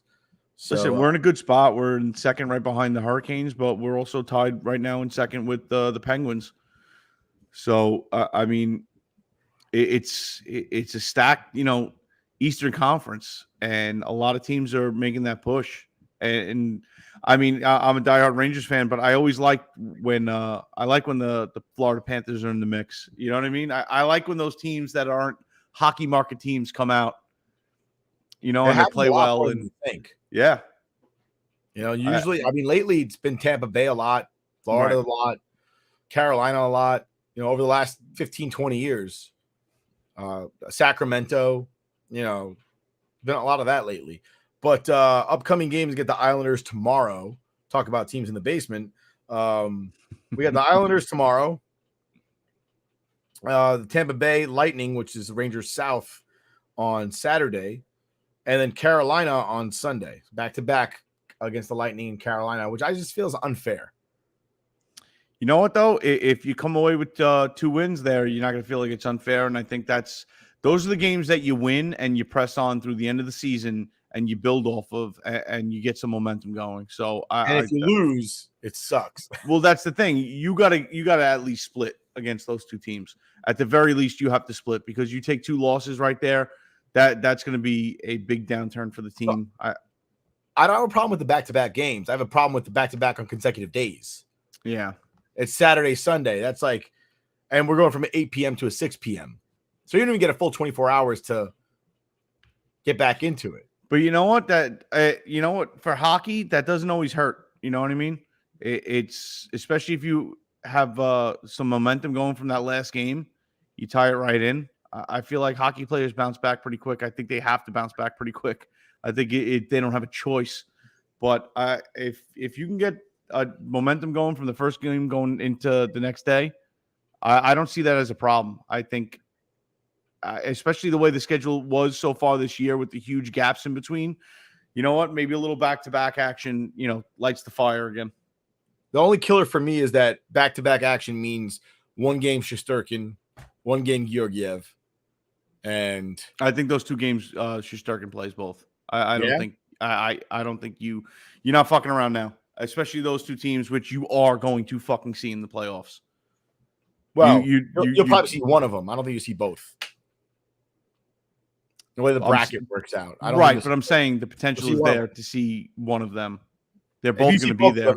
That's shitty if you see both of them. Yeah, well, I'm just saying they're both going to be there. So, yeah, absolutely. I think that's all I've got for hockey, unless you got something else to throw down. No, that's really it. I mean, the the trade deadline is looming, man. A couple days away, and I don't know. I feel like we're not going to make that move. I feel like we're not going to make anything else.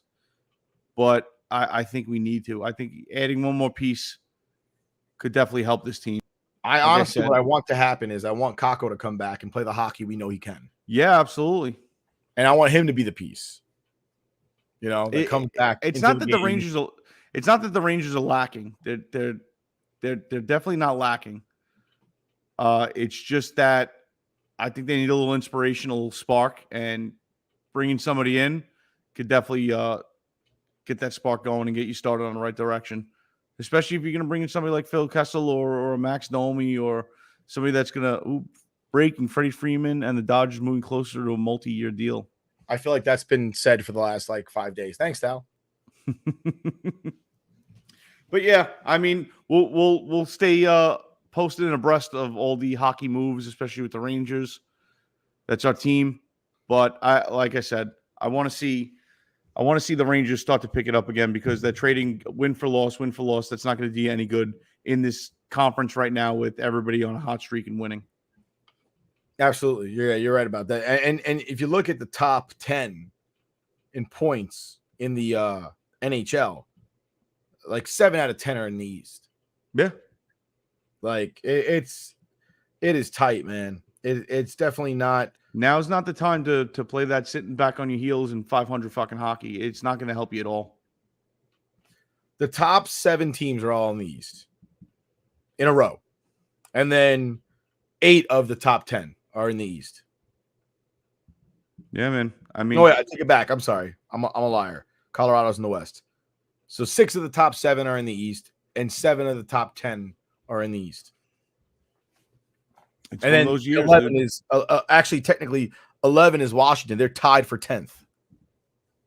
So it's nuts. It's nuts out there, and it's tight. And geez, got to play. Honestly, I think we got to play better hockey. 100%. But there's not that big of a difference between where the Rangers are right now and Washington. It would be easy for the Rangers to fucking go on a little bit of a skid, and Washington to creep right back in and win 8-9 in a row. Yep, absolutely right. That's the way the game goes.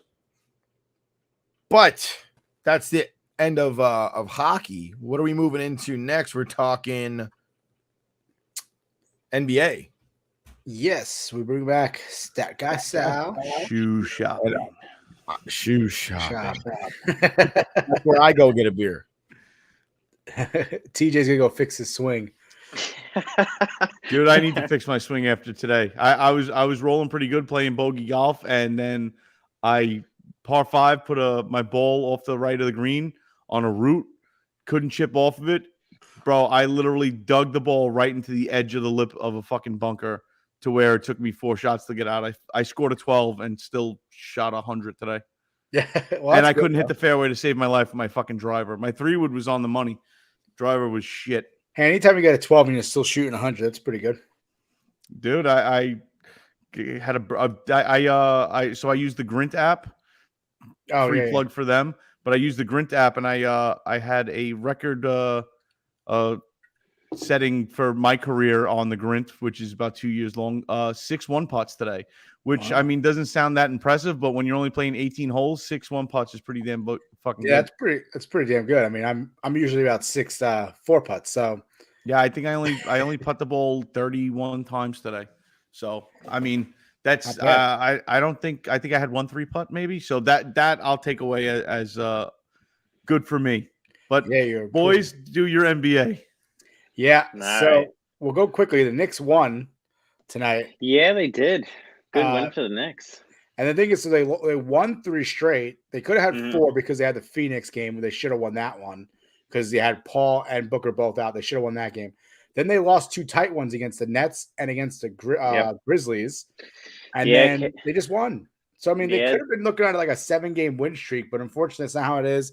There's still losses, but the positives, the Knicks are turning it around. They're still like 4 games out of the 10th spot. Yeah, I saw that. 4 games out. But you know what? I mean, at least they're improving again. I mean, listen, at least they're winning. Yeah, they're winning. Exactly. Well, they won. Yeah, they won tonight, but they lost. But the 2 losses were improvements. You know, like they're barely they're competitive. They're good games to watch, and at least that's there. And I know a lot of people giving shit to Tibbs, but this is the roster he has, and this is where it's at. So I heard they're bringing Tibbs back. I like Tibbs. So I mean, I'm probably in the minority here, but I like Tibbs. I would like to have him back. So I mean, we'll see what happens. I'm not the biggest NBA guy. That's why we have you, Stat Guy Sal. But you're a Nets fan, so let's move on to the Nets. I know we don't do too much Knicks. Sorry, Knicks fans. Once you guys are winning again, we'll talk all about the Knicks. We will, all we can, because we love the Knicks. But when they're like this, it's tough to watch. But I know, Sal, you're a big Nets guy. Nets have won, I think, 5 straight. Well, they lost tonight. Heartbreaker tonight. Oh, they lost tonight? They just up?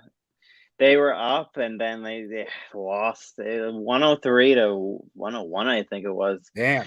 So, tough loss. We came off of a 4-game winning streak.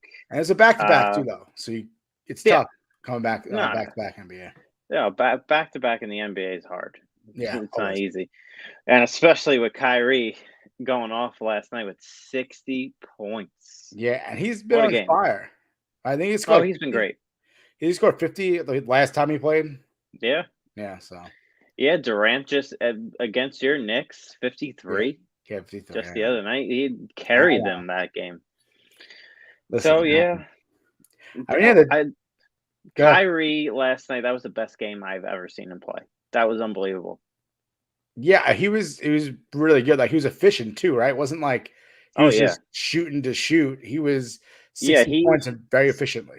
He was 20 for 31 from the field, and I think he was 8 for 12 for 3. So he had a really good night. Yeah, that's a really good game. And it sucks because he's playing really well.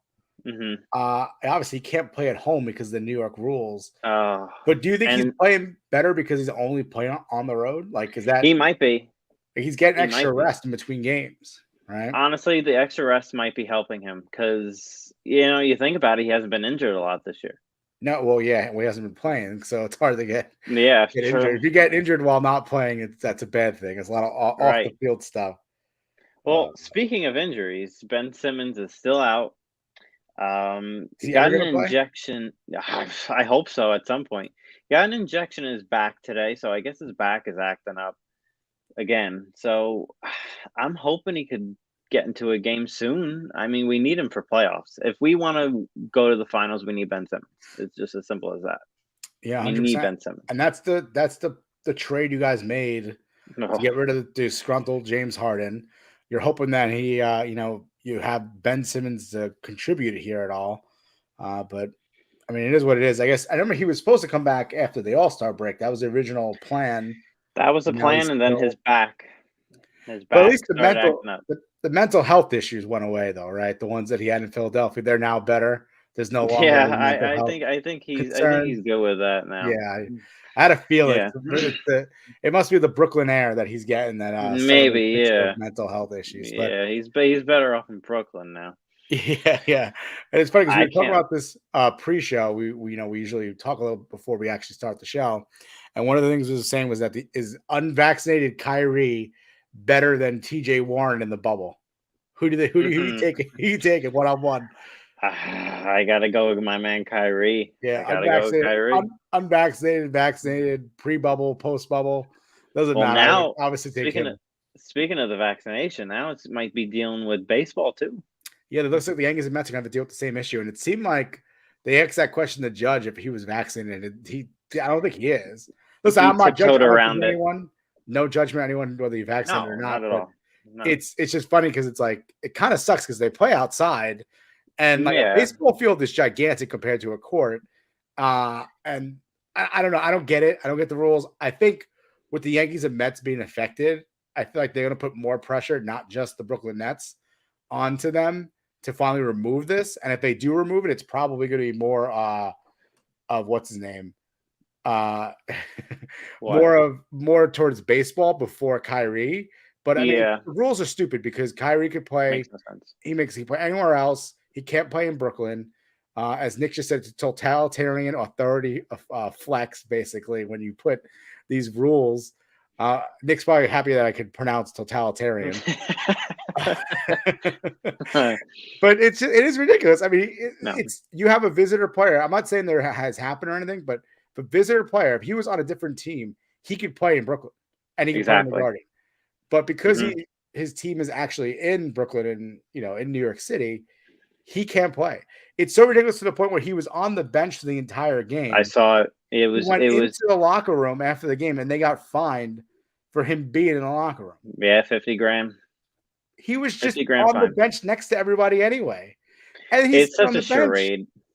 It's such a charade. It's so dumb. Even Kevin Durant post game said, like, dude, like to the mayor, he was like, dude, what are you doing? Like, you can figure this out. This is ridiculous. Yeah, I think with a lot more pressure from the outside, from the Mets. I mean, Stevie Cohen, come on, he's got to have some sort of pull, right? All that money. I've heard Randy Levine, Yankee president, has some pull, and from the reports that I've seen, it sounds like it's going to be resolved by opening day.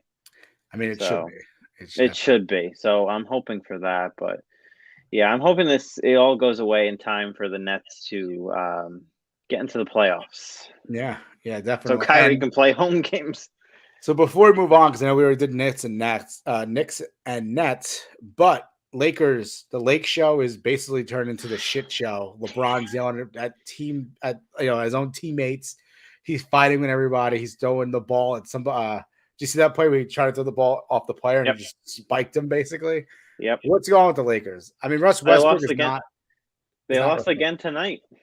Yeah, I saw that they lost again. They're a mess. They played Timberwolves, right? Yeah. They lost, yeah. Russell Westbrook will not be on the Lakers next year. Let's just put it that way. No, I don't think he will. And that's the crazy thing, too, is he's getting a lot of shit. They're like threatening his family and everything, too, which is kind of crazy. Yeah, when it gets to that point, like, you gotta stop. Like, you can't be doing that. I mean, he is pretty bad right now, but, you can't be doing that.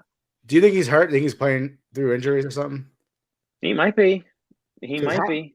How is he that bad? From last year to this year, it just seems like. Well, his jump shots just always been terrible. Well, jump shots haven't always been great, but he's been able to do other things.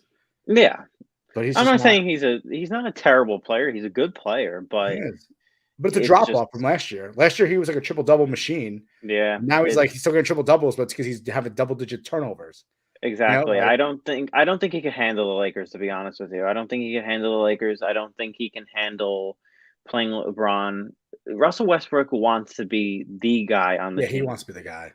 And he's not going to be the guy on the team with LeBron James playing, even with Anthony Davis being on the team.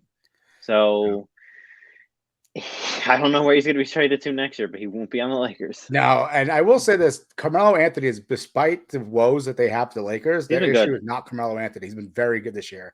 I'm a huge Anthony fan. I love Carmelo Anthony. I've always loved him more than LeBron. So him being still, he had that 1 year off where no one wanted him, and he came back with Portland. He played great as like a 6-man type of role, and now he's doing the same thing in in LA. So. I don't know. Good for Carmelo Anthony coming back and Charles Barkley on inside the NBA always calls him. Oh, look at the Lakers. There's a bunch of old guys on there, and he's right. But Carmelo's not having a bad year. He's not, and he's not. You can't. He's not showing signs of his aging. Which is positive. No, not at all. Good for him. I like Carmelo. Yeah, good for Carmelo. Everyone loves Carmelo. Well, maybe not everybody, but I do. Maybe not a lot of people with the Knicks. You never know. But we're gonna bring Nick back now. See him. Bring him back now. He's back. Did you get your beer? No, I got ice for my scotch. Oh, I think you said you're grabbing a beer. All right. Well, we move on to Does Gen Z Know? And this one, I'll be honest with you guys, I don't have a video clip for this one.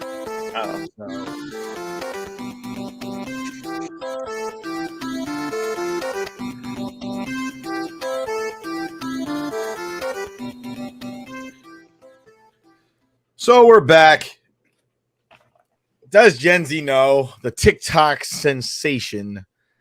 And my question for young Sal is, does Gen Z know what OPP stands for? OPP? Yeah, you know, like, yeah, you know me. You down with OPP? Yeah, you know me. I don't. Can't You say don't. that I do. I don't. What does it mean? OPP, how can I explain it? I'll take it frame by frame it to having y'all jump and shout and saying it. O is for other, P is for people, scratch your temple. The last P, well, that's not that simple. It's kind of like another way to call a cat a kitten. There's 5 little letters that are missing here. Does that answer it for you? Yeah, it is. What is that from? It's just wow. That is awful. Hold on. You don't know where that's from. No, I have no idea. You finished that. You finished it. He goes, that was like a little rap that you just did. Yeah, that's what I said. I was like, that's a little rap you just did. That is awful. Should I know this? Never heard this song? Joe Sikoa would be furious. This is how he opens his show.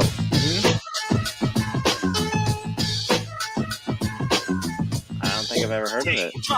You've never heard this? No. Who Hold on. This is Naughty by Nature. I don't.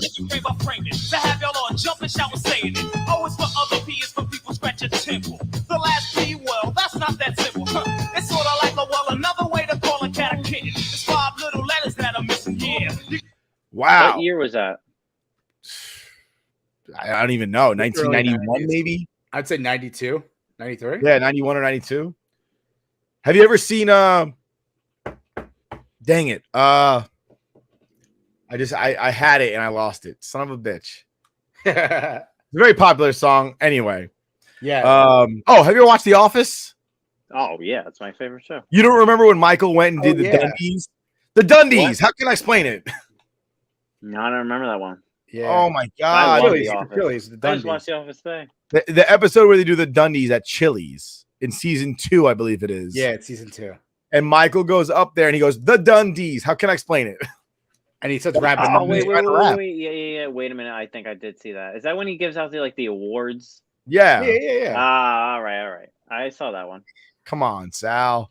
TJ, do you have a does? I'm 0 for 1. Now? Or no? You're muted. Oh, I got you. Thank you, sir.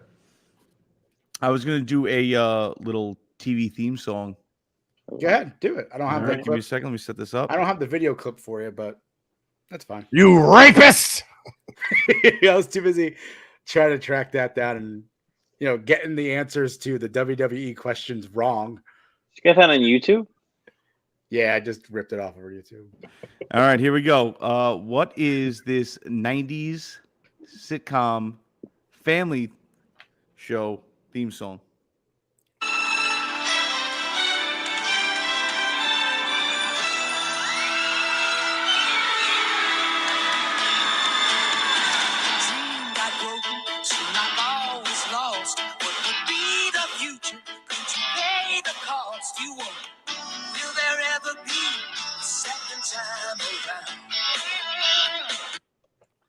I think that's enough. Yeah. Why do I feel like he sounded like a family member? Every 90s it's the same guy. Song is like the same guy. Yeah, I was about to say, isn't the same guy from Full House? The Family Matters. Oh, Stop getting that wrong, damn it. I know. Can't get it right. I have no idea. Who was in it? Give me hints. Patrick Duffy, who played JR on Dallas. Suzanne Summers. Christine Lakin. Three's Company? No, she was in Three's Company, but that's not a 90s show. Nah. Don't make us that old, all right? Yeah. Suzanne Summer, man. Original MILF. I don't know. No, that's not true. Florence Henderson is the original MILF. Brady Bunch? Wow, Florence Henderson is in the Brady Bunch. He got that right. Yeah. I watched the Brady Bunch. Does Gen Z know the Brady Bunch? Yes, they do, apparently. Yeah, they know the Brady Bunch, but they don't know Step by Step. Yeah. Which is actually I've never heard of that.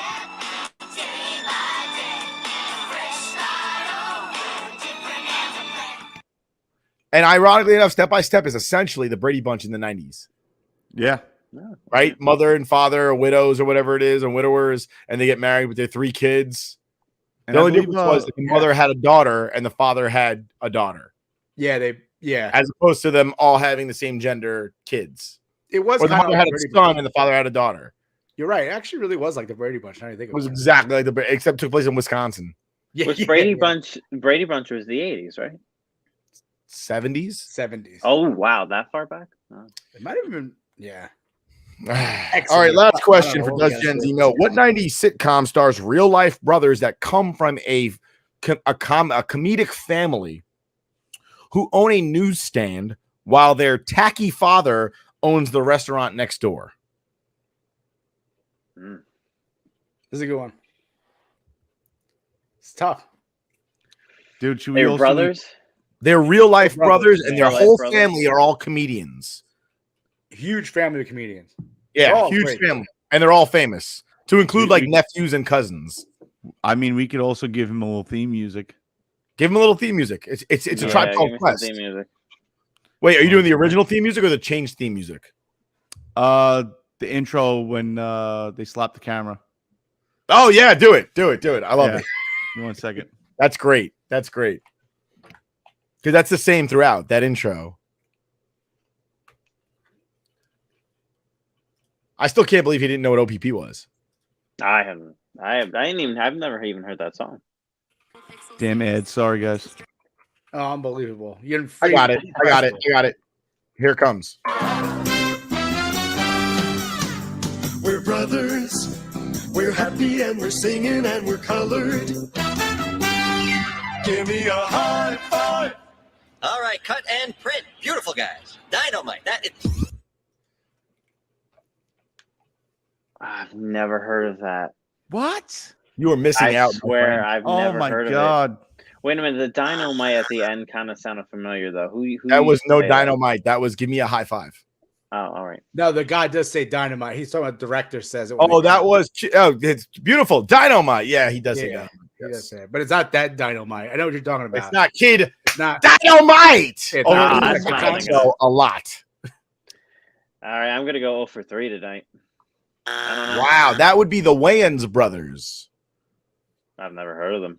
Oh my God! Stop lying. You don't know who Marlon and Sean Wayans are? You never seen White Chicks or Scary Movie? No.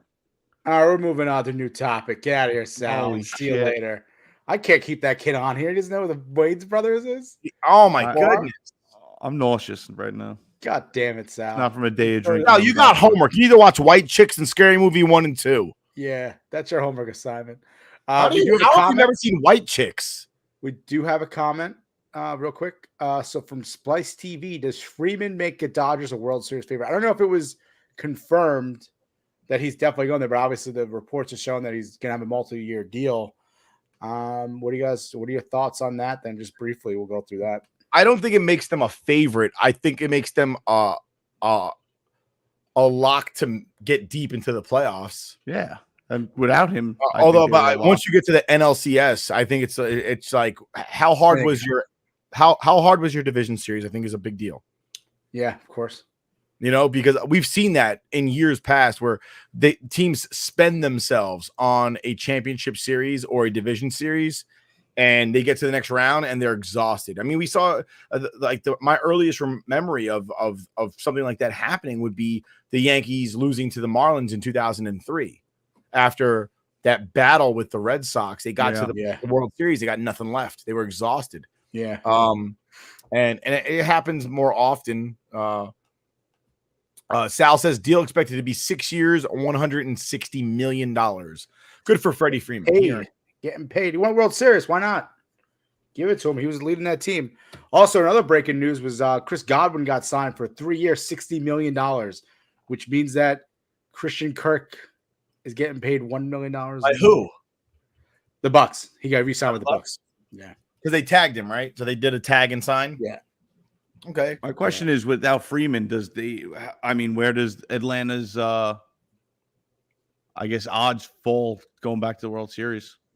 That has to take a little bit of a downturn. I think so, but they also got Rosario back, and he was huge in that World Series. So, and they also picked up Chapman. So how much did you really lose? Olsen. I'm sorry, Olsen. I'm sorry, same guy. Yeah, same guy basically. Different Not the same guy. Not even close to him. Matt says no Tatis for 3 months makes the road to the playoffs easier. Matt, you're right, but you're also wrong because are the Padres really a threat at all? No, they're Giants not. are more of a threat anyway. Yeah, the Padres suck. And the Padres didn't have. I think he was hurt last year too, Tatis. So he was. He was. Yeah. Oh, it's true. It's damn true. Get out of here, Matt. This is why you weren't invited to the Talk MLB. It's gonna hurt his feelings. I'm sorry. Nick threw Matt. him under the bus hard. Sorry, Nick. I'm just kidding, Matt. I love you. I think he just.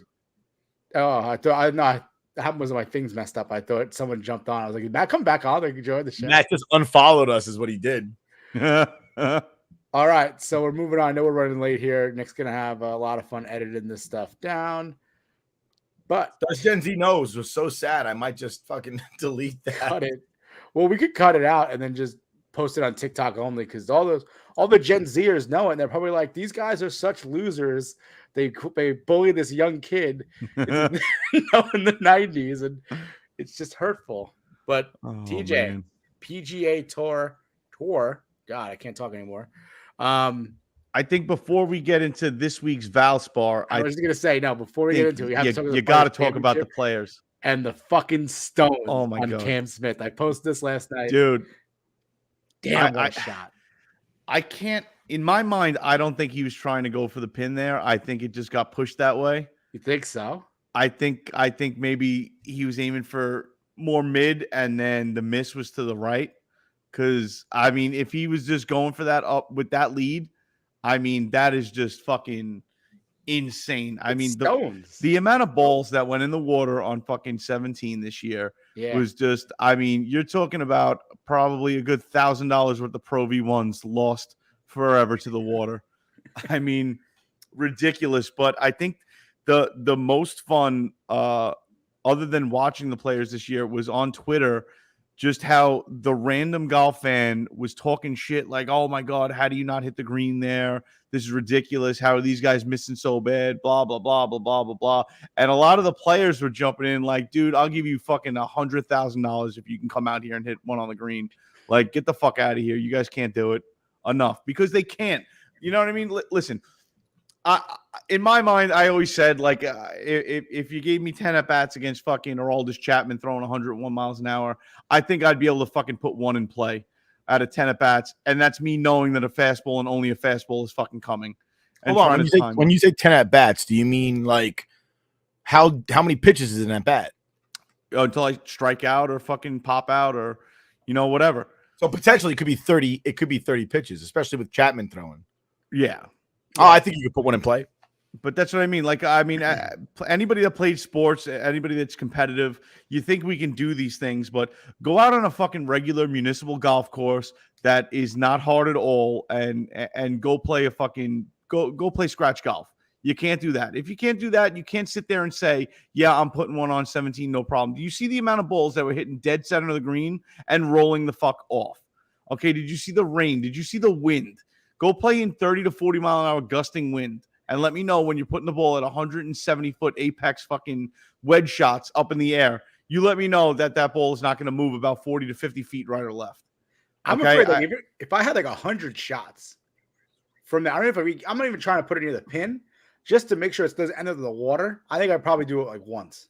No, I think you'd put more than that on. I think it's nobody's factoring in the fucking pressure standing there. Yeah. Oh yeah. Looking at that water and knowing this is my round right here. Yeah. Oh yeah. That's true. Like you're in contention, and especially the last day where it was tight, dude. It was fucking tight. It was tight.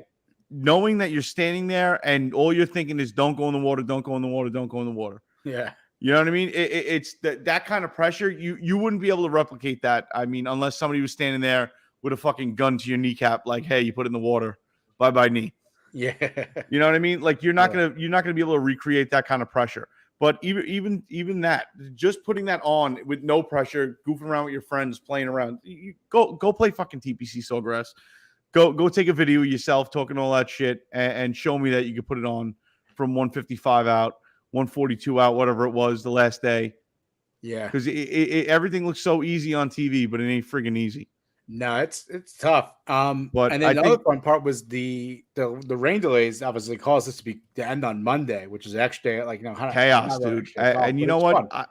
I feel like those players coming down the line at the end, especially knowing that they're going to the Valspar, I mean, they essentially just jumped on a flight and went right to play their practice rounds that next morning.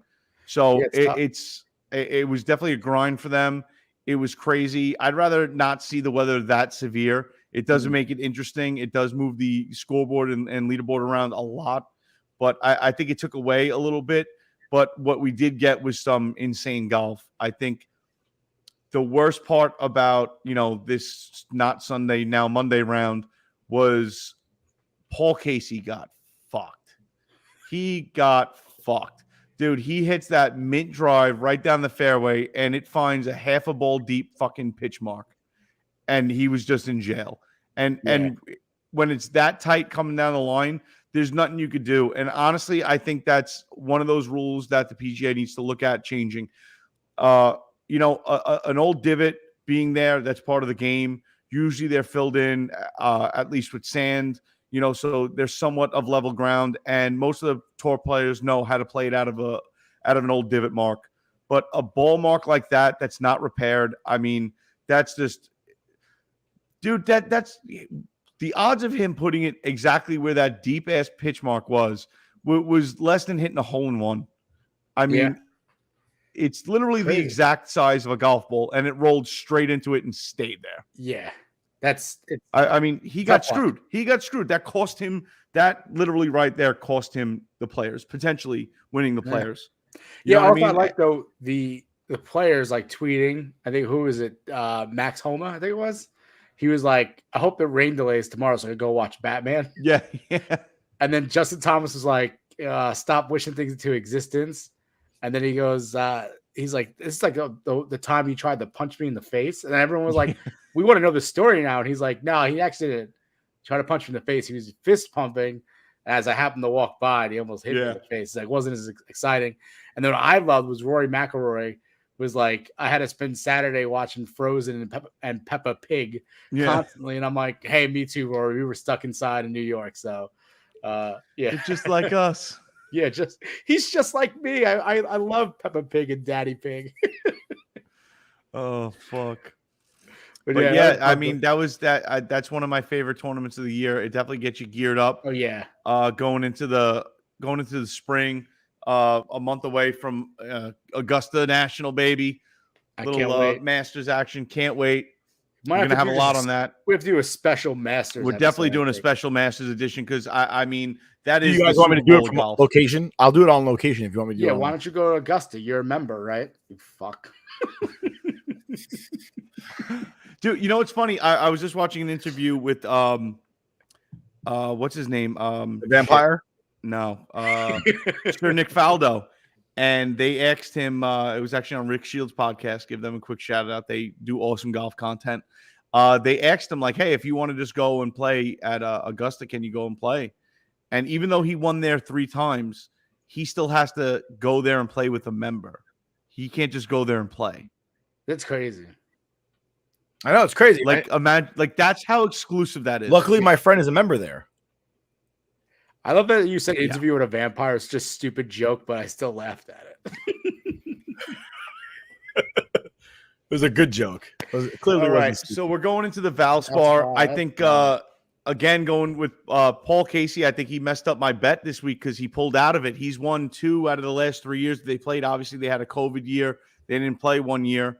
But I mean, 2 out of the last 3, and he pulls out of it. I think he would have been my favorite to win. I think the betting odds would have had him as the favorite, especially the way he came down the line in the players. He was on the money all week. Yeah. Right now, I believe Justin Thomas is the favorite. Let me just pull this up for us, guys. He's oh no, sorry. I have Justin Thomas here, but that's because I'm betting him on a different thing. But I don't have that number. Sorry. I got it right here. So Justin Thomas is the favorite plus 1,000, so 10-1. Victor Hovland, 11-1. Colin Morikawa, who was my pick last week, who was an absolute fucking no-show at the players. He's 12-1. Dustin Johnson, 15-1. And then my pick, I'm going Sam Burns. Sam Burns showed some. He won last year, right? No, he didn't. Wait, no. Yeah, he did. He did. I'm sorry, he did win last year. He did win last year. But he definitely showed a little bit of fucking going down the stretch at the players. He definitely showed a couple key moments. I think he got eaten up by the course, got eaten up by the conditions. But I think as far as the odds go, that's where my money's going. Just to, $50 bet gets me, $1,100. I'm in. So that my top 5 pick, I love this guy, and he always seems to be, when I bet him, he's in the top 5, but can't seem to close it out. Xander Schauffele going off at plus 450 to place top 5. I like the odds with that. Top 10, I like it because I go by the TV factor. Usually the PGA doesn't put you on TV unless you hit some kind of ungodly shot or you're playing solid golf. And Shane Lowry's been playing some solid golf. I'm going to go Shane Lowry plus 250 to place in the top 10. I mean, hole-in-one on 17. Yeah, dude, ridiculous hole-in-one on 17. Yeah, but I think it's one of those bets that are feasible. It's not going to net you big money, but if you want to get a little skin in the game, try to win some money, I think that's a good pick. And then I'm going out there on a limb, top 20. I'm going with Scott Stallings. Oh wow, yeah, dude, been in the PGA Tour since 2007. He's, I believe, 2 or 3 years ago, he placed top 10 at the Valspar. I think he has a shot. He's been playing some good golf lately, had a little bit of a reemergence. So he's going off at plus 500 to place top 20. That's one of those picks that it's like 5-1 odds to just be in the mix on Sunday, somewhere in the mix. I don't know. I got a feeling. Yeah, it could be totally wrong. Definitely got to take that 5-1. And what you said, top 20, right? Top 20, yeah. So, yeah, that's pretty. So I'm gonna go a little different here. Last week I got Cam Smith, but that was random. So I'm gonna do a random one again. I randomly going to pick Keegan Bradley plus $4,600. I mean, wow, plus 4,600. Random is out there. Who knows? It has nothing to do with the fact that he was in the mix for a little while on Monday. I'll be honest with you. I didn't watch it because it ended on Monday, so I missed it. But what are you doing? I know. What am I doing? So it could be worse. I know you picked. I think we both picked Colin, and he just didn't. He no showed, but it could be worse. You could have picked Matthew Fitzpatrick, who not play well at the Players at all. I thought he would have a good showing. I'm expecting him to finally show up in the States. So I'm going to take him top 10 plus 310. Okay. That's where I'm at. Another one I'm going to take is a long shot to win. You can also bet on a top 10 or top 20, whichever you prefer. This is not my ultimate pick for winner, but take a look at Aaron Wise. He's plus $7,500 to win. I keep saying $7,500. He's plus $7,500 to win. So his putting lately has been pretty bad, but the putting at this course is difficult anyway. So it kind of could be an equalizer for him, but he's a good ball striker. So he had the Players, he gained an average of 4.4 strokes on the approach and 8.5 strokes from tee to green. And I think on points bet, I looked it up, they have different odds. He's actually plus 9,000. So if you're on points bets, take a shot at him to win plus 9,000. It's pretty good. Top 10 for him plus 550 and top 20 plus 240. The reason why it's important to be a ball striker here, so at this course, it's good to be a good ball striker. You want to have those good approaches. Tee to green, you want to be good. So I'm going Aaron Wise there. My actual pick, though, for winning is plus $1,100, Victor Hovland. You picked him last week. He was in the mix. He finished top 10. He's just barely missed. He almost won at the Arnold Palmer Invitational, lost by a stroke to Scotty Scheffler. I mean, we've been saying his name every week, and we're like, he's playing hot. He's playing hot. We're waiting for him to win one. I think this is the week he finally breaks through. I think, at least I hope it's the week he finally breaks through. But if you want to also bet on the top 5, I'm gonna take him top 5 plus 250. So my winner, Hovland, top 5 plus 250, Hovland as well. And then Aaron Wise, take a shot at him. I would, and the same with Keegan Bradley and Matthew Fitzpatrick. And then $10 bet, you get $900. Hey, that's all. And that's what I like about And even Nick's not a big sports bettor, but you throw $25 into FanDuel and you just goof around a little bit, especially if you take some of these long shots. Gives you something to watch, gives you something to root for. You got a little bit of skin in the game, and you take one of these long shots and they pay out, man. It feels pretty damn good. Well, speaking of that, like I said, Cam Smith was one of my random throwouts. I put $250 on him. I got $96 in return. Like, that's awesome. $2. Where do you get those odds? Where you get like, a great return? Like, it's more than 100% of my return at that point. How mad were you that you didn't? Put you were sitting there going like, I should have put more money down. So now next time, you put $10 down, and you'll win like $200, and then you'll be like Sienna's fucking college education. Put that down, and now Sienna's going to community college while Uncle Nick's paying for the books. But literally, is that I actually do not do that, and I still only bet $250 on these guys anyway, because March Madness is tomorrow, and that's where her tuition's going.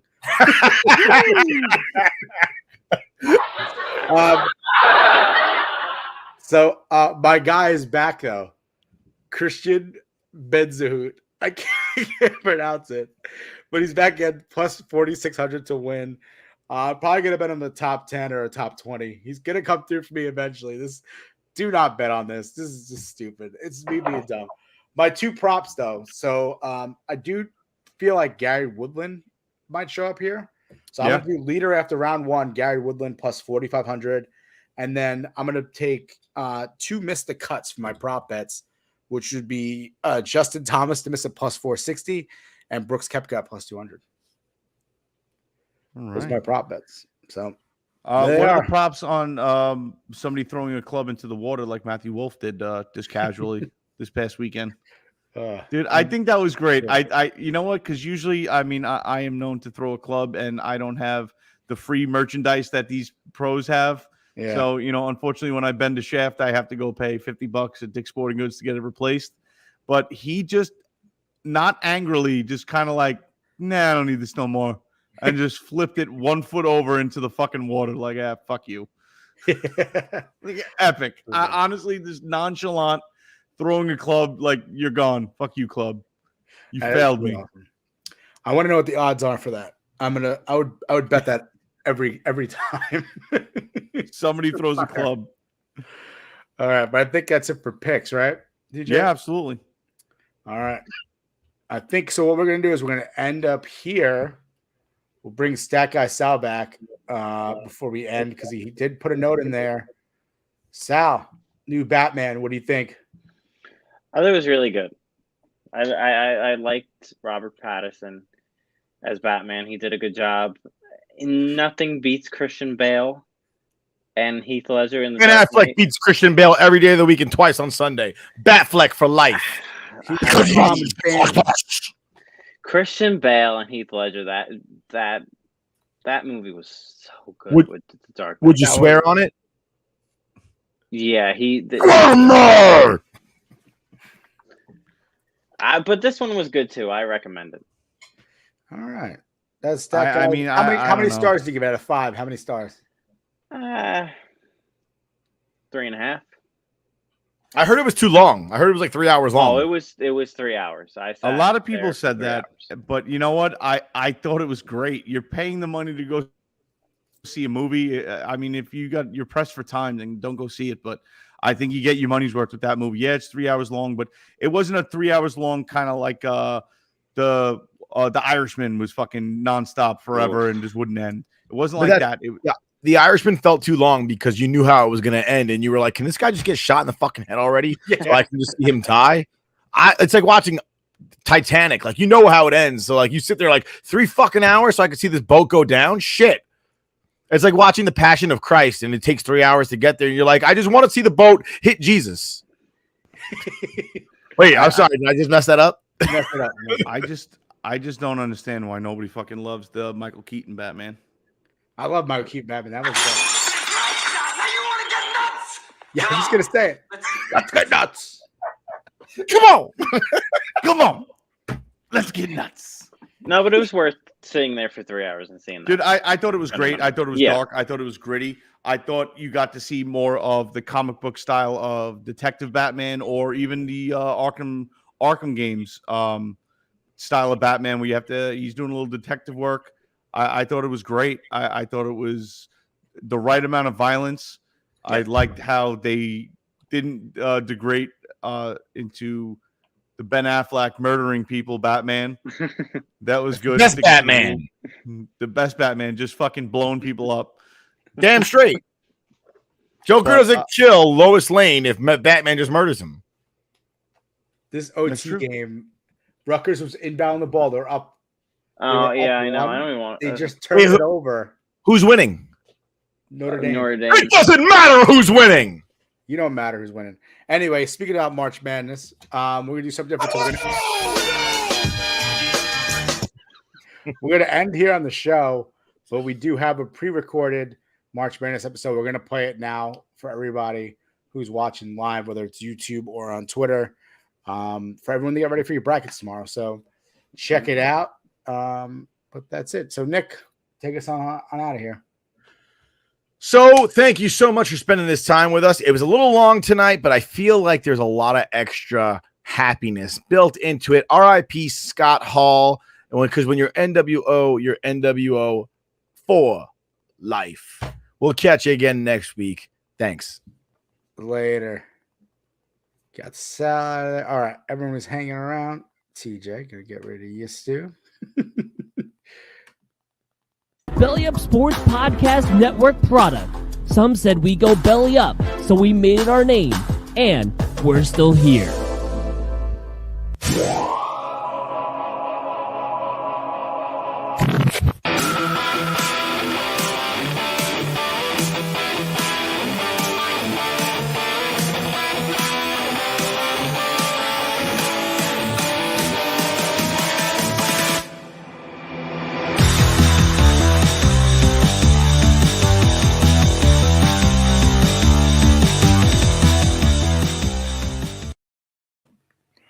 Hello and welcome to the Scoreboard Addicts Podcast. This is a special edition episode.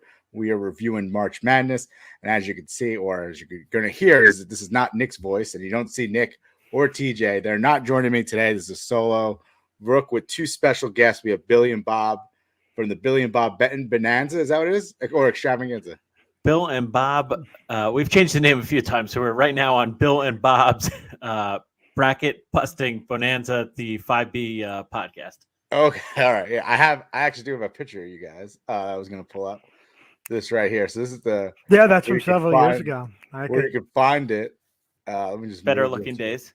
Yeah, you can find it on iTunes. Yeah, on iTunes. Bill and Bob's Betting Bonanza. I think that's what you could search for to find them there. And then, so we're just gonna go through do the bracket. I mean, I know Bob, Nick you haven't aged a day in 5 years, according to that picture. Yeah. Thank you, Bill. Yeah. So typically, obviously, I'm here with Nick and TJ. They're not really big into college basketball, so I got Bill and Bob to join me to go over some bets, some Cinderella stories, or possible Cinderella stories, and then we're going to give our predictions of the Final Four and national champion. So I guess just to get started, guys. I guess for bets on the first round, what are you guys looking at? I mean, I don't know I have the bracket as well, so I'll pull it up briefly to show you real quick. And then, what do you guys got for first round? Any exciting bets or something you want to put your money down on? Bill, if you want to start in the West, I know you had an upset special there. I do have an upset special in the West. Team I really like and have liked all year long, Vermont. The Catamounts. Now, Arkansas, who they're going up against, is a very good team, and it's not really as much a knock on Arkansas as it is a compliment to Vermont. Vermont's got the exact pedigree you want for a team that could make a little mini run to the Sweet 16 this year in the NCAA tournament, even as a 13 seed. Their performance in their conference tournament was one of the best performances you'll ever see in a conference tournament. They didn't play a game that was less than 25 points. It was an absolute blowouts all the way through. They're very senior laden team, and they can really shoot the basketball. They've got 4 guys who are 38% and above 3-point shooters.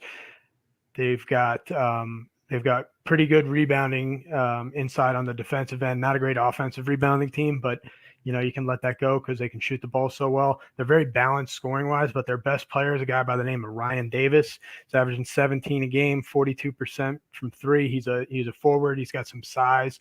He's going to be a matchup nightmare for Arkansas.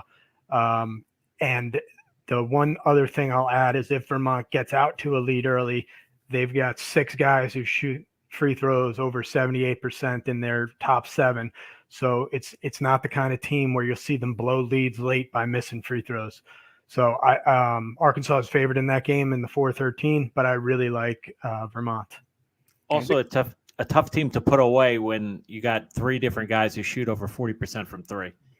Yeah, I was going to say that. And then also, I think there were, what was the spread? About 5.5, I think, as of right now. I believe I saw it. Yeah, I saw it at 5.5. Yeah, I saw it at 5.5, which I was actually looking at that game and I was thinking the same thing as you stated before with the excellent shooting that Vermont has. I actually watched that conference game and I should have took Vermont. They've won by almost 40. It was easy win. I think it was a 15.5 point spread, and I was like, that's a big spread, but they covered that easily. Yeah, they were favored by I think 15.5 in that game, and they almost doubled them up. They won by 40, and I think the other team had 42, so would have to have, whatever it was, 84 to double them up. They just missed it.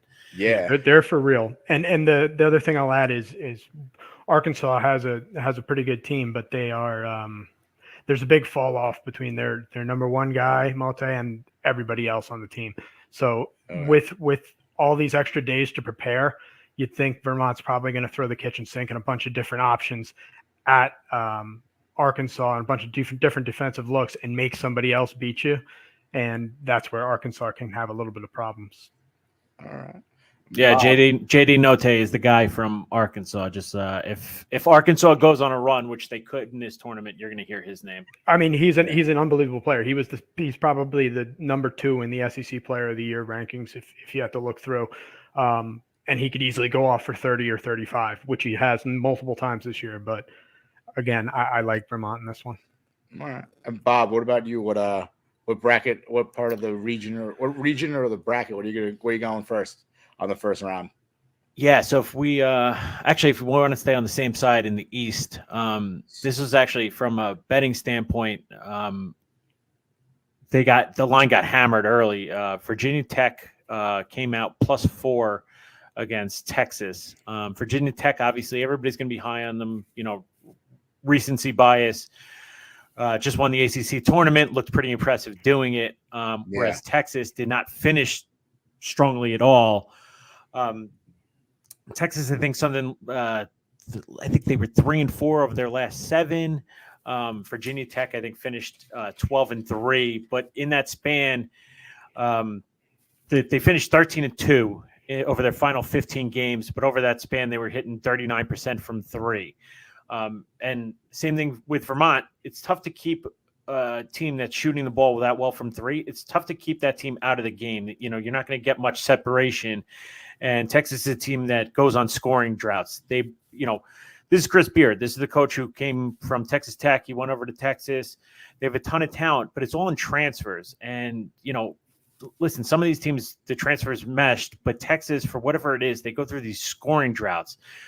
They also had their top big man walk away from the team for, mental health reasons and left the team and hasn't come back.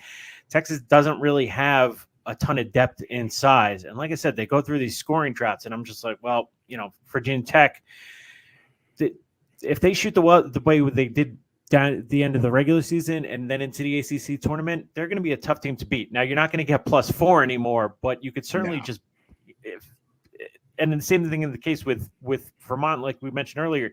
If you like a team like this, just bet them on the money line. Just bet the spread and then hit them on the money line too. I should have mentioned that. That's a great point, Bob. Yeah, and it's a way. If you're betting underdogs like that and you're not doing brackets, but if you're hitting underdogs, even if you're not hitting them at 50% rate, the kickback based off of just like, if they're +200 pregame or whatever it is, obviously you're not going to get that with Virginia Tech, but you're going to get that with, I imagine you're going to get that with Vermont if the spread's 5.5. If you hit enough underdogs, it's, the percentage isn't going to matter because the money is going to be higher just because you're hitting at plus money. Yeah, and for that one, Virginia Tech actually. So that you said opened at +4. It's now at +1. Yep. Virginia Tech, and their money line's -105. So they're not even plus money right now. But if you like the underdog, I mean that's a good one to hit there because they probably should be a little higher. I mean they just won the ACC. They took out UNC and Duke on the way there.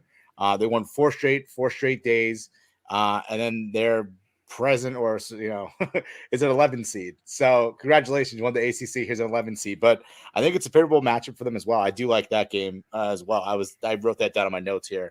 Virginia Tech versus Texas, and yeah, I mean it's definitely worth it. I guess on the money line at that point because it is. And if you're wrong on that game and it's Texas and Purdue in the second round, that's going to be the weirdest matchup ever. A team with all defense and no offense in Texas against all offense and no defense in Purdue. Yeah, like I don't know what to do in that game. Yeah, let's see what happened with that one. But I don't know if you guys have any other bets you want to talk about or drop one more each. Yeah, sure. Actually, it's funny. When we were on our own pod, we were talking about everybody always looks to the 5-12 games, and I this year was circling the why am I'm screwing up the number? I was looking at the 4-13 games. Yeah, and the other one, the other one that I really like is actually South Dakota State. It's a little out of order. It's the lower right-hand side of the region, the Midwest bracket. South Dakota State is playing Providence. Now, what stands out to me here is Vegas is giving South Dakota State a lot of credit. The line, I think they are the line +2 right now. +2. It was at +2.5 when I saw this stat. As far as a 13 seed, as far as the number, they're the most like favored 13 or whatever you'd say. They're the most heavily liked underdog as a 13 seed ever based off of that line alone. I think again, you see what happened to Providence in the Big East tournament against Creighton. I don't want to put too much credence into that and say, well, they just got blown out. It's the eye test. When you're taught with like NFL betting, it's just like, all right, don't look past what you just saw last Sunday. Okay, I'm looking past that. We talk about KenPom rankings a little bit. So KenPom is a website that does like adjusted numbers based off of full games and tempo and different things like that. Providence is the luckiest team in the country. Now you might say, all right, well, they win close games. Well, what I'll tell you with South Dakota State is this is a team that shoots 44% from three as a team. So I don't care how, Nate Watson is a really good big man for Providence. Does South Dakota State have an answer to keep him contained? No. But do I think Providence, a team that doesn't necessarily shoot the ball that consistently from long range, do I think they're going to be able to put away a team against South Dakota State? No, because they're going to bomb and they play at pace. And I think this is going to be a dogfight. And I'm already seeing it. Like John Rothstein loves South Dakota State. Before I knew who South Dakota State was playing, I was kind of rooting for a game like this where a team that I'm low on in Providence, I didn't like them being a guy who watches a lot of Big East basketball. There's just something about this South Dakota State team that just really caught my eye. Number 12 offense in the country, according to KenPom. That's what it is. I mean, it's like they can score. Yeah. It's like, they know, did they play at the best schedule in the country? No. Obviously not, but they won the games that they're supposed to win. They have a great record for a reason. They're a good team, and they've got, I think what are they? Number 12, right? Number 12, KenPom adjusted offense, which is that's an adjusted takes into account your strength of schedule and other things. Now defensively they're like 297, but they play at a high pace, so don't expect them to shut anybody down. But like Bob said, given the fact that Providence had their issues with getting outscored and blown out by Creighton, it's like if they don't show up defensively, then you're in a lot of trouble against a team like that. Yeah, they're one of the most efficient teams, but obviously they play a weaker schedule. But then adjusted, I think they're around 14th in the nation, which is still pretty good for offense efficiency. One last thing to remember with South Dakota State, this is a team that they're from the Summit. Now, the Summit, if you remember, Oral Roberts came in last year as the 15 seed, beat Ohio State. South Dakota State they weren't as dominant in the Summit as they were this year, but they were set to. Everybody thought they were going to win Summit last year. They lost to Oral Roberts. Oral Roberts went into the tournament and went on a run. So it's just kind of another thing to note. It's not, Summit's a one bid conference, but they had a team go on a run from it last year too. And Billy, you got one more pick for us before we move on to possible Cinderella stories? This is just a general one. So if you like to make sort of the long-term bets and kind of like, okay, well, we will see a team that goes far into the tournament from a high seed. Something I like to point out that's happened in the past several years is you've seen these first 4 games, the play-in games on Tuesday and Wednesday, which have a lot of 11 seeds. Last year it was UCLA, it was Syracuse year before. We see a major conference team that's got the talent already there. If they can get by that first game, it's a lot of trouble for the 6th seed coming up. And you've seen those 11 seeds make runs to the Final Four, to the Elite 8. It's like these play-in teams are no joke, even though they're the last teams technically in the tournament. Especially if they're from big conferences, they have these big schedules. They're used to playing these really good teams, and maybe there's just not as much tape on them. Maybe they get lucky, they get confident, and there's quirky things that happen. But teams like that, I really think are super interesting to watch. This year, that we were talking earlier about the Rutgers and Notre Dame game, and I think that's in the West region. I think that either of those two teams could give Alabama some problems. Another team I like that I thought I was surprised they were seated where they were seated, but I think that they have enough talent on their team that they could win some games as long as their coach can avoid getting in fist fights with other coaches is Michigan. I really like Hunter Dickinson, and he's going to be difficult for a lot of teams to match up with. So I would say keep my eye on a team like that. Check out. I'm not sure what their odds are to make the Elite 8, make the Final Four, but winning a couple games in a row, that could happen for a team like that. Yeah, Michigan has Colorado State in the first round, 11-6, and Michigan I think has like the length against Colorado State, which could benefit them. Being 11 from a big conference, as you're saying, I think that's a favorable matchup for Michigan to start off with on that on the first round. A couple of picks I had was I was following with you, Bob, San Diego State. I also did like Loyola Chicago, Sister Jean. Are you guys on there or not? Because I was thinking Ohio State on that one. Only because I think that it's Loyola Chicago's minus 115 in the money line, Ohio State's minus 105. So they're pretty close there. I think they're in the South region. Right? Yeah. So basically, it's 7-10. The line tells you everything you need to know here. I think a lot of people, and now you see it with the bookmakers, they're down on Ohio State, and kind of rightfully so.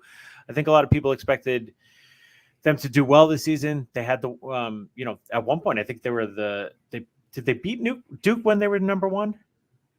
I don't actually remember if they. It was I think they did beat. I think they were Duke's first loss. Yeah. They won, So Ohio State, I think at that point in time, everybody thought, okay, well, Ohio State's the real deal, and EJ Liddell, as good of a big man as there is in the country, but Loyola Chicago, they,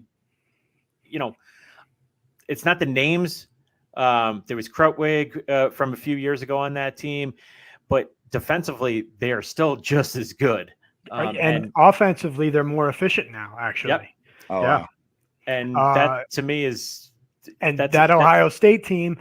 Bob and I were talking about it earlier. It's a really funny thing because you look at the Big Ten as a conference, and if you look years past, you think of the Big Ten and these like bruising Wisconsin games where and the final score is 54 to 48, and they beat better teams, but their Big Ten is slow it down, play defense. It's the exact opposite this year. You've got 3 Big Ten teams that are ranked that have top 15 offenses, but according to adjusted offense stats, but have defenses that are over 50. Ohio State is is like that to a T. Ohio State's number 13 offense, and I think in 115 or something for adjusted defense. So Loyola is really the worst kind of matchup that a team like Ohio State could get. Ohio State wants more possessions. They want to run over more, and Loyola's going to slow it down. You're not going to beat Loyola if they play, they're not going to beat themselves. They're going to play their game. They're going to slow it down some. And I think they'll give Ohio State a lot of problems. And I think they have the potential to beat Villanova in the second round, even though I like Villanova in this region quite a bit. Yeah. Just because of the kind of super senior laden team that they have. I think they've had guys who've been there since I was in college in the early 2000s, but I really like Sister Jean. I think they're for real this year. I was gonna say the Sister Jean factor come into your head when you're betting on Loyola Chicago. It's my understanding that Sister Jean beat COVID, so I don't think Ohio State should be too big of a problem for the 90-plus-year-old lady. Yeah. She knocked me out of a survivor pool, like pretty big money a couple years ago, and I now have a tough time picking against them as a result. Yeah, PTSD. Yeah, for real. Another one I was looking at was LSU -4. I thought that was a pretty good number for an SEC team. The warning I'd give you here is LSU just Will Wade no longer the coach. He had his recruiting issues. There you go. Iowa State. Sorry, that's their plan. Yeah. So these are two teams that both started the season very hot, and they have now really kind of cooled off down the stretch. Listen, ton of talent on both these teams. LSU, I think, has a little bit more talent than Iowa State does, but their head coach is gone. So, and their interim coach does have, I forget where, but he does have head coaching experience, but it's a matter of like kind of desire with these kids. Sometimes they're college kids. Do they like the assistant coach who just got promoted? Who the hell knows? So I think it's a game that I wouldn't bet individually for that reason, just because there's those variables involved that I don't like to get involved with. Yeah, LSU's got the talent to go very far in the tournament. Yeah. But strangely enough, they go into these offensive droughts where they don't really play particularly great offensively. I mean, they can play with anybody. They can beat Kentucky. They can beat Auburn, but they can lose to Vanderbilt, which is all three of happens. Like they're kind of a little bit of a Jekyll and Hyde team. They are an excellent defensive team. They are a top 5 defensive team in the country. So that is always something I think that matters in the tournament. They can force turnovers. So I like to look at, does Iowa State turn the ball over a lot? Are they susceptible to that? Because if they are, then that's when LSU scores. LSU scores a ton of points off turnovers, and they want to get you into a game where you're making quick decisions and panic decisions. And they're long, they can trap, and they can really make life hell for you defensively. Yeah. So moving on, those are some of the picks. But Cinderella stories. Do you guys? I know Bob was saying South Dakota State he liked earlier. I think you were saying. Billy, you were saying before, 11. The Catamounts of Vermont, I would say, would be my Cinderella story to the Sweet 16. But there are a couple teams that I do like that are that are not like, let's say, double-digit seeds that I could see making a little bit of noise. A healthy UCLA team as a number 4 seed. Yeah. They're a number 4 seed, but really, I think if you look at their team when they're fully healthy, they're much better than that. We saw what they did, the run that they went on last year. They still have some of those nightmare matchup problems for people. Very long. USC is a number 7 seed. There's they've got some little bit of upset potential. And then I like San Francisco. I think that they have the potential to give. I think they play Kentucky if I'm correct in the second round. I think is that right? Yeah, I think they can at least make life hard on Kentucky. I don't know if they'll be able to win that game, but they can make life hard on Kentucky. Are they in the East or the West? Sorry, I pulled up the West. They are. Yes, they're in the East. It wasn't. It's block. Oh, right here. Right above Cinderella story. So that's highlighted for you. Yeah. So that might be a positive sign there. Bob, what about you? How do you feel about possible Cinderella story in this 2022 March Madness? So yeah, like I said, when you got a team that shoots the ball well, it's sometimes teams. Those are the teams that are just really tough to put away. So, in the top West region, which is the West, there's something about Davidson. I'll highlight it again. Yeah. They're playing Michigan State in the first round. Michigan State, a team that only has one player who scores in double digits. They don't really have the kind of guy who could carry them at all. Davidson, on the other hand, has, well, first of all, they have a Michigan State transfer lawyer who is shooting over 40% from three. And then they have another player. I'm not going to say his first name because I would completely butcher it. It's Hae-Jung Lee. But he averages like 16 a game also and shoots over 40% from three. So I think when you have those two shooters, they're a team that's actually top 10 in the country from 3-point range. I think those are the teams that are tough to knock out. Duke, listen, I like Duke this year. I think when you have a guy like Banchero, who really, if he has the ball in his hands at the end of the game, can get you baskets.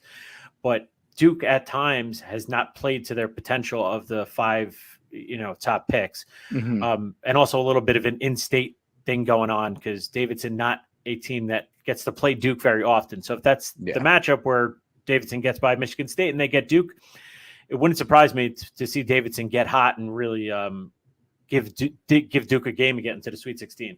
Yeah, I mean, I follow Duke, and it's been tough lately watching those players getting, especially at Virginia Tech, just took over that game. I mean, sometimes they just have letdown games. I wouldn't be surprised.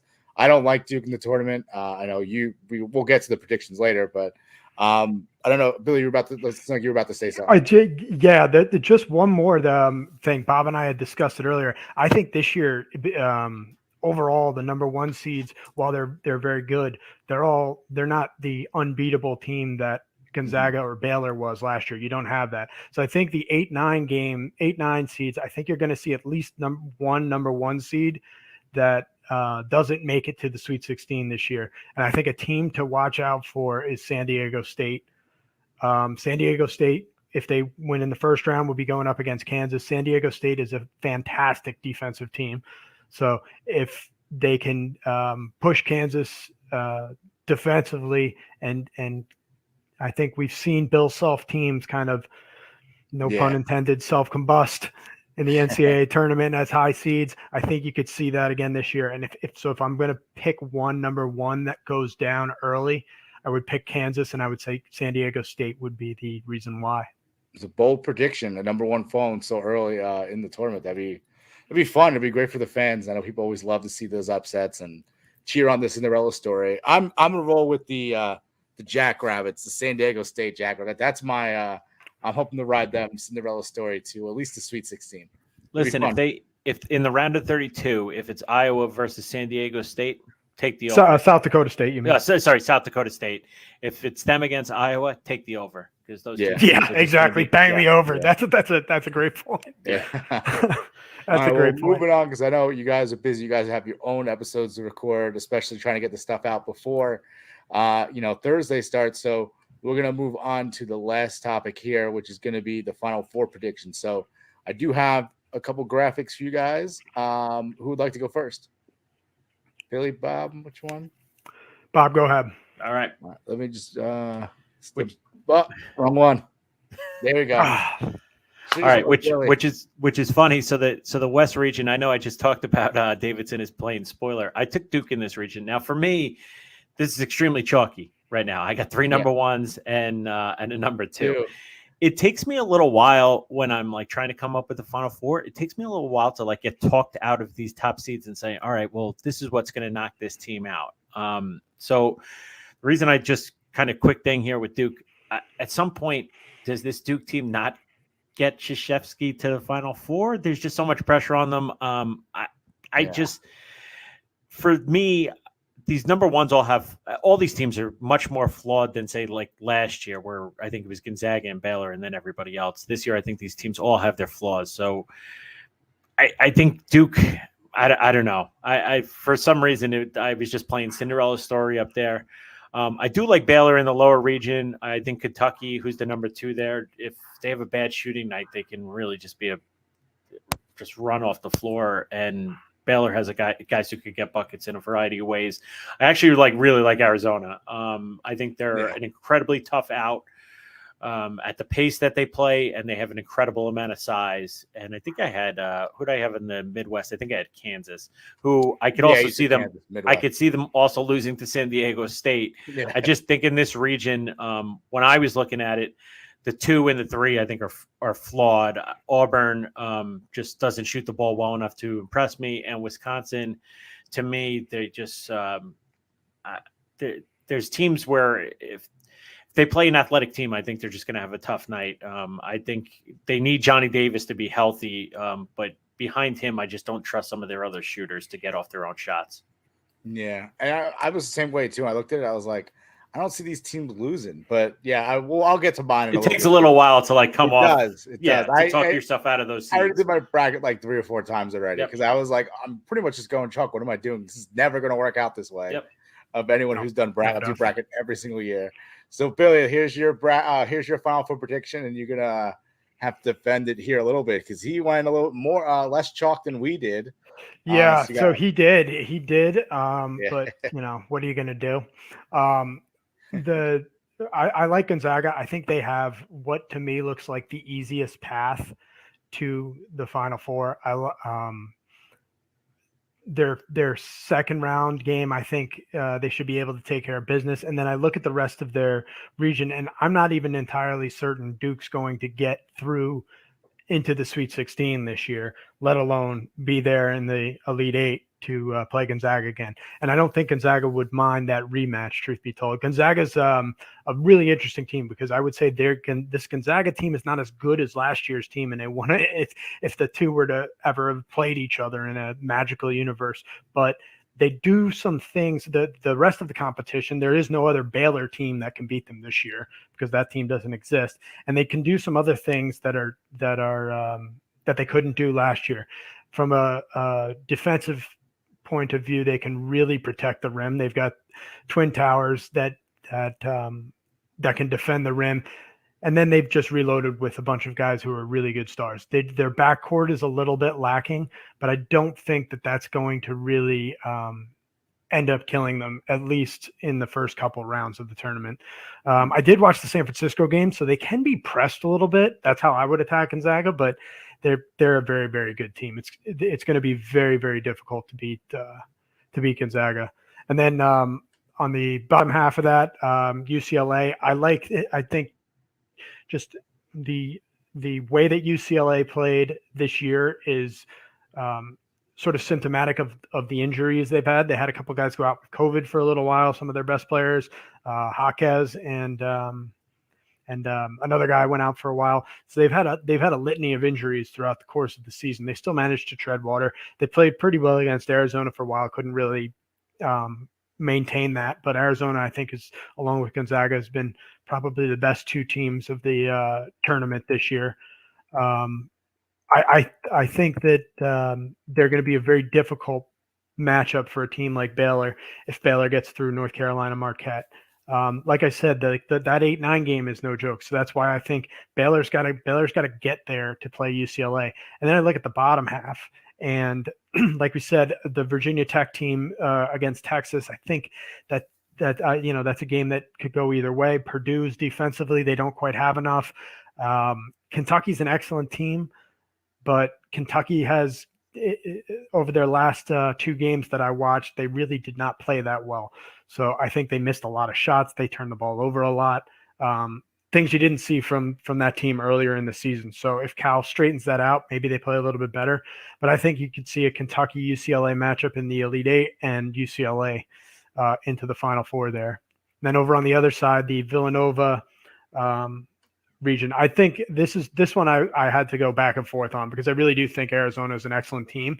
But Villanova has one of those teams that can really make you they've won a lot of close games this year, and it's like one of those teams that they don't seem that great. They have trouble protecting the rim. There's some noticeable flaws that they've got, but they have enough senior leadership and I think enough like in-game big game experience that I like them to, if they can get by the second round and move on and beat Loyola Chicago, I think that they'll make it into the Elite Eight. And then in the Elite Eight game, will they end up playing Arizona? Who knows? But more than likely, yes. And I think that anything can happen in kind of a one-off game like that.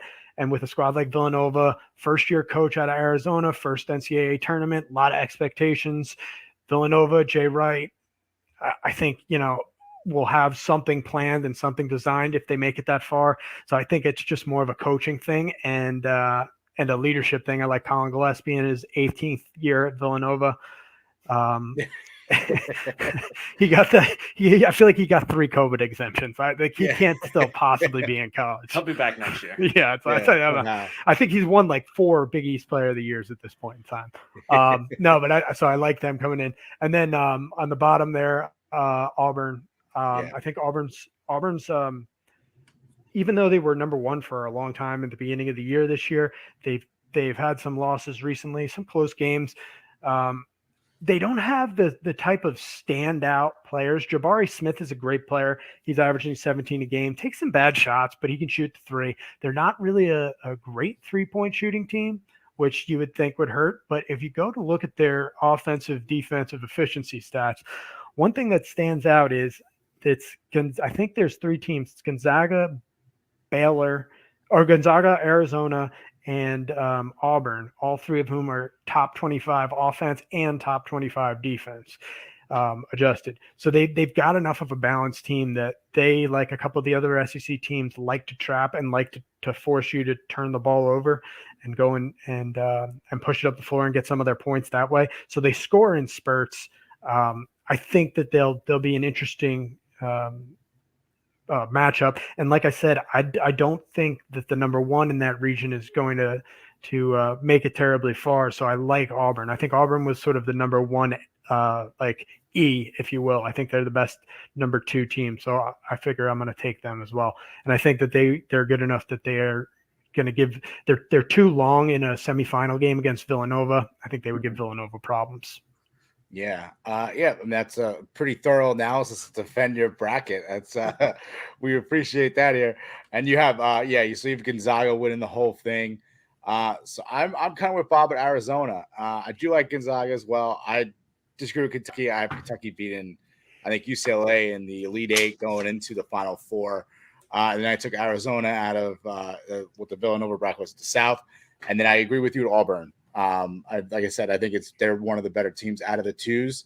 Obviously, and win the SEC championship, but I'd rather trust them out of that bracket. And I agree with you at that point as well.